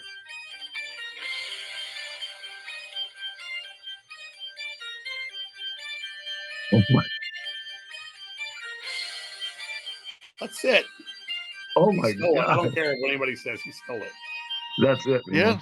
yeah. Did you It's hear it? very Okay, recognizable. You can That definitely absolutely hear that sounds like melody. it. It Right? certainly feels like it. Yeah. Yeah. No, Wow. No, we don't have to go listen to it. I don't want to go on a Styx tear. no, that's and even that creepy the organ. Yeah. You know, the same organ sound that certainly. Yeah, Wow. Well, that's kind of cool. You know, hey, you take sure. inspiration from everywhere, but that's certainly I'm That's surprised that ooh, no one from Styx, the management or someone, the lawyer yeah. said, "Hey, That's fucking Castle, this right? theme, this Carpenter theme, it's a little too close." Seen this movie, the Boogie. They see the British, the big manager. Seen this new movie, the Boogeyman. You know this thing, fucking John Carpenter. That's fucking Castle, mate. They owe us lots of bread. Fucking man, we got lots. We got Renegade. Don't worry about that. We got We're Renegade. we're good, man. We're We're all good, right. man. Oh Yeah. man. Oh. Mm. Well, Awesome. Chop, do you have any more series? I'm all series it out. I'm all serious out myself, but For me, the Oh, only other thing I'd mention just real quick, and this sure. is that is the Blair Witch stuff they did. Oh, okay. Just because of the Blair Witch. The original is a fantastic movie. Part two had a great idea that kind of blew it. And in the remake of it, I thought was total shit, man. I thought it was yeah. garbage. I wanted to watch Blair Witch because I was pulled into the marketing and thinking, oh my God, I want to see this movie because there was nothing like it. I couldn't watch the shaky cam stuff. I got really Amazing nauseated, I had stuff. a had a super friend in the headache. theater that threw up watching it with him. He threw up Yeah. right on the floor. So I listened to the Blair Witch at my friend's house, but I did watch like the last 15 minutes, and I thought those last 15 minutes were genuinely creepy, really, really good. Like, okay, there's something here. And then once I learned that the marketing and how they put this movie together and all the money they spent on marketing, I'm like, good, because they spent, I forget, ended up being like $70,000. Like 50 of that was for marketing, and it made like Right. 200 and some million dollars. It was just a gangbuster, huge They took those moneymaker for them. cameras. They took those Good for cameras them. and bought them at Best Buy and took them back when they were done. Yeah, I've and done it good for myself. them. But it ushered in a whole movement of this found footage, first person crap, Yeah. and it relies on bad writing, lazy movie making. It's like they're just talking about the most inane things. That doesn't push the plot along. It's like, hey, There fuck was a lot of those. storytelling. We're just gonna walk around and film shit, and we're gonna Yeah. pretend that it's a movie. Like, no. That's Make me the get one thing. nauseated and have a fucking headache after Yeah, watching it's it. I like can't, no, I can't do that no. shit. Ugh. My Yeah. my thing with the Blair Witch was this: the first thing I ever saw was on Siskel and Ebert's sneak previews. They said, "Oh, this movie that just played at Sundance. Oh my God, is it scary?" It's called the Blair Witch. It's phenomenal. This found footage thing. Haven't seen this since the Cannibal Holocaust and movie. Blah blah blah. This is much better done. Blah blah blah. So I waited for it to come out a few weeks. Nothing came. Nothing. There nothing more. Went up to the drive-in in Baltimore. Burkittsville is obviously in Maryland. Baltimore's in Maryland. Went up to this drive-in, all of a sudden saw these missing signs up on the thing. Missing Heather Douglas, blah, blah, blah. All three of them, they were put up in the place. And I was like, this is fucking weird. And it didn't have the Blair Witch, nothing on it, just missing signs. Okay. All right, whatever. Went on with my movie for the night, blah, blah, blah. Then I look in the paper on a Friday and it says playing this weekend, the Blair Witch Project at one little ghetto theater in Washington, D.C. I take my son, who was 10 at the time. We get on a subway. We go down there. I remember it was a 110-degree day. We walked 3 blocks the wrong way from the subway. I wish we never did because that was a bad neighborhood. So we had to walk 6 blocks back, 3 back to get to even, and 3 to go the way we were supposed to go. We went and sat in that theater and watched the movie. I fell in love with it. I was like, man, this movie just blew my mind because it opened up my mind to my boogeyman when I was a kid, my boogeyman inside my brain. I went home. I called up the deceased guys and said, man, you got to go see this movie, man. It's playing at this little artsy theater. There's 3 theaters in there and it's playing in one. I said, there was 6 people in there, nobody. They're like, really? Okay, we'll go tomorrow night. So we went on Saturday. Everybody loved it. Everybody. Oh man, this is the greatest. Mark was like, God damn, that was so freaked out. So the next day on Sunday, we went again. So we saw it 3 times. And within that Friday to Sunday, it went from 6 people in that theater to 2 of the theaters showing it till Sunday. All 3 theaters showing it, sold out every performance. Went home, it got on the news, blah, blah, blah, blah, blah. My mom said, this movie, is it as good as The Exorcist King? I said, Mom, it's a different movie. I don't think you're going to find it that scary. I said, you kind of got to get lost in it to really feel it. I said, I love it. I think it's great. She goes, let's go see it this Friday. So that Friday, me and my mom went. We got stuck front row. My mom sitting on the end here, me sitting over here. Couldn't even get 2 seats together. And it was probably the last time I've been in a movie theater that was packed. Nowadays, there's 5 people ever. It's all spread out. It was over. My mom said, it was all right, a little shaky, blah, blah, blah. I said, all right. So then a couple of my other friends like, let's go see it. I'm like, I'll go every time. Let's go again. So I took my friend Tony that week with my girlfriend at the time, and he threw up all over the floor. He was like, dude, I'm sick. It's making me motion sick. I was like, I got you. So then my buddy got a hold of the promo copy of the movie on a VHS. And he was like, man, we could put this on eBay. And he put it on eBay and he got away with it to the point where I think he made like $20,000 selling it on eBay for the next month. And then by then it was huge worldwide and they had like everything, and Artisan was what it is. And they fucking were like, made him to pull that down and asking him how many he had made and where he got the tape. He said a friend of his in West Virginia just gave him this tape and it was it. And the thing was, it had like 2 extra minutes on it. It had like this part when they were in the tent that went on longer. And I was like, I don't know what it is, but we've got this. So we pulled it down. We had it. He gave me a couple grand and I was like, dude, you did all the work. That's your money, blah, blah, blah. And then we loved it so much. We wrote a song called Ellie's Dementia. We shot the video. Mark got the footage in the house. And then when the album was going to come out, we had 2 samples from the movie. It had, before the song started, it said, what do you think of the Blair Witch? Do you think it's real? I don't know. Song comes in later on. We used one of her screams at the end. Relapse went and asked fucking artists, and they said, absolutely not. You can't use this on your record. So we took off the intro. We never took the scream off because I don't think they knew it was really her from the movie. So we left that on there. But when it was said and done, we re-released it. I put it back in. No problem with that. We just fucking loved it. I got right behind me. I know you can't see it where I'm sitting right now. Maybe you can. Let's see. Do you see you see the Terrifier doll back there? Can you see the Terrifier guy? He's like 6 foot. Oh, yeah. Oh, that's behind him is obviously it's blocking it, but there's a 6 foot like Blair Witch subway poster up there. We fell in love. We had people some people were like, oh man, movie was great. And people were like, the fuck is scary about this? This thing sucked. you know, and it was what it was. But we saw like the Curse of the Blair Witch on the Sci-Fi Channel, and like you said, all the internet trappings and shit. I thought they did a hell of a job doing that. You know what I'm saying? Brilliant marketing. Yeah. So, No, yeah. I get it. I get it. So when it was said and done, love that. Saw part 2. Mark liked it more than I did. My guitar player. I was like, it was a good idea. It just kind of, I was like, it's a little too Hollywood. I did like the fact that the Paradise Lost documentary people with the West Memphis 3 did it, so they had a little bit of a dark edge. But it just seemed like they blew it. They should have done it a different way and not so normal. And then when I saw the Blair Witch remake, I saw that in the theater up here. I was like, this sucks. And they actually, I don't know if you guys seen it or care, but no. They actually show the Blair Witch in that one, and it's like this stick figure, fucking kind of creature, like almost looks like a praying mantis. Yeah. I was like, you never should have shown the witch. There's no witch, you know. If the witch is there, the witch is in here, man. You know. Yeah. That's what I try to tell people. It's like you get lost in all your shit. So after I seen it that first night, I literally went home and kept having nightmares of things that scared me when I was a kid. So it brought out that boogeyman in me, and so I wrote about it. And that's what I loved about this series. I don't know. I heard they're getting ready to release, and this might be for you, guys. They've found a way to steady the camera in the movie. They're gonna release it with one where it doesn't move. It says it's the scariest version. Yeah, it's I just my wife sent it to me 2 days ago. Says they're releasing it like where it's not shaky and all that shit. They've found a way to stabilize. Oh, then that would be give it another chance.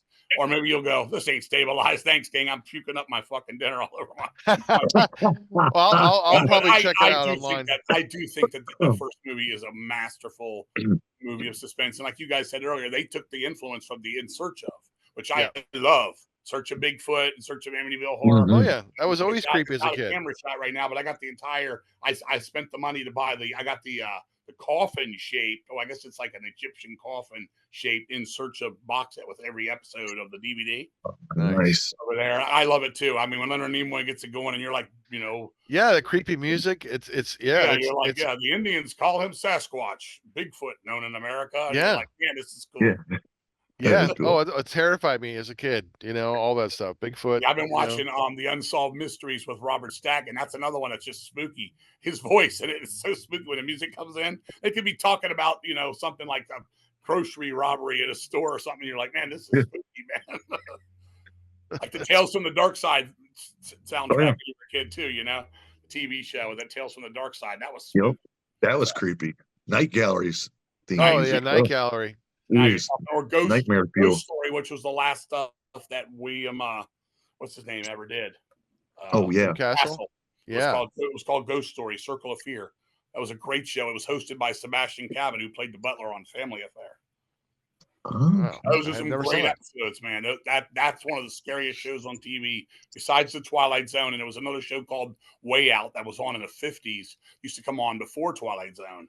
They took it off the air because the content was too creepy. I actually went to the Library of Congress and we've got all the episodes. We found them all. There's one where Murray Hamilton, the mayor from Jaws, he falls in love with the headless woman at the carnival. At the end, he ends up, he don't come home with a head one night. It's good. His wife is the mom on Everybody Loves Raymond. Oh, you know, I know. I gotta watch this. Yeah, it's on YouTube. People are looking for it all the time. It's called Way Out. It was written by Roald, you know, the guy that did Willy Wonka. Roald Dahl. He's fucked up. Him. Yeah, he's got some fucked up stuff. So I'm even more excited about that. He only did 9 episodes. It's black and white, and he introduces just like Sterling. They've always got that cigarette going, man. I like that. You know what I'm saying? Yeah, you should watch it. Okay. I'll send you. I gotta check it out. Yeah, that'd be awesome. You got it. You'll love it. You will love it. Yeah. Well, that's all I got to say about sequels. I mean, that's pretty much all I can think of that really matter to me. I mean, you know, Friday the 13th, we talked about a little bit. That's whatever. Freddy, whatever. They lost their way. You know, they made money like we'll never make money, but they lost their way for my interest. I could speak. Yeah, the change, the zeitgeist has changed, and you know, there's some really good horror out there now.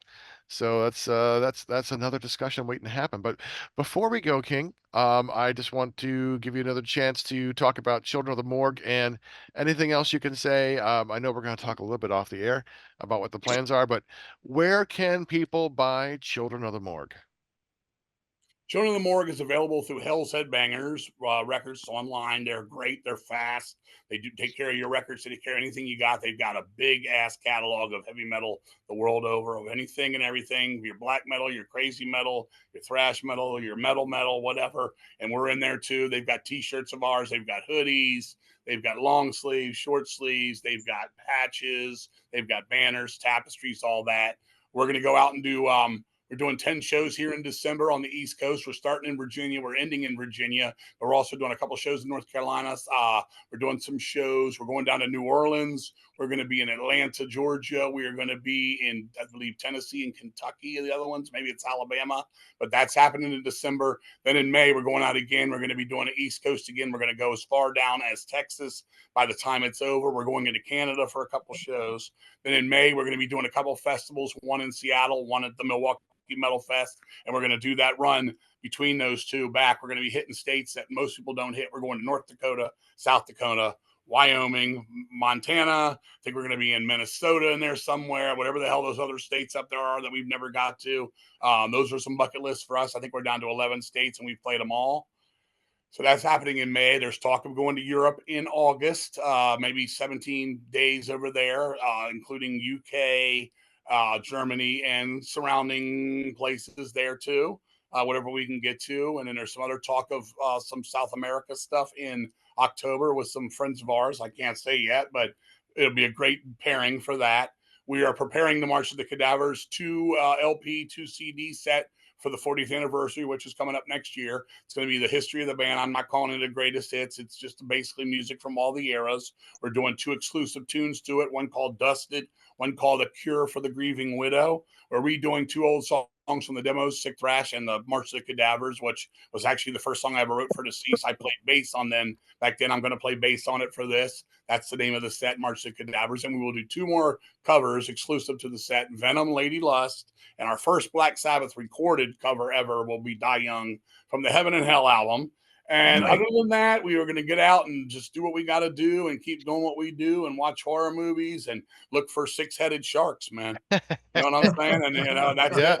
And just have fun and, do our best to keep prices down and keep merch reasonable and, keep life fun and keep people smiling and having a good time. I'm not from the school of everything's miserable and let me stare at my shoes all day because I'm a woeful guy. I'm about having a good time and, enjoying myself, 56 years old. We got Mike Smith, who hasn't played live on tour since 2006, back playing guitar on these shows. A lot of these shows, we've got, of course, Walter, Shane, Matt, who do many of the tours with us, will be out there too from time to time. Les, our bass player for many years, will be out there doing stuff with us too. So there's a lot going on, man, in our camp, and we'll begin work on our next full-length album, which probably won't be out till 2026 or maybe even early 2027, but we're busting our ass, man, and that's pretty much where we're at, my friends. That's awesome. All right. No, that's great. Awesome And news, I know King. I've seen you a couple times, and it's always an entertaining show. And Chop has never seen you, so I said, Chop, you gotta come see Gotta me. go. Be there. He I said, will chop his next top. time we will be. I'll So chop your top. Don't show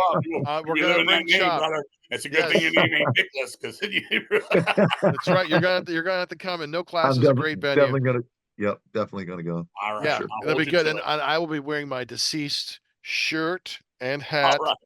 along with my heavy metal horror gear. So that's great.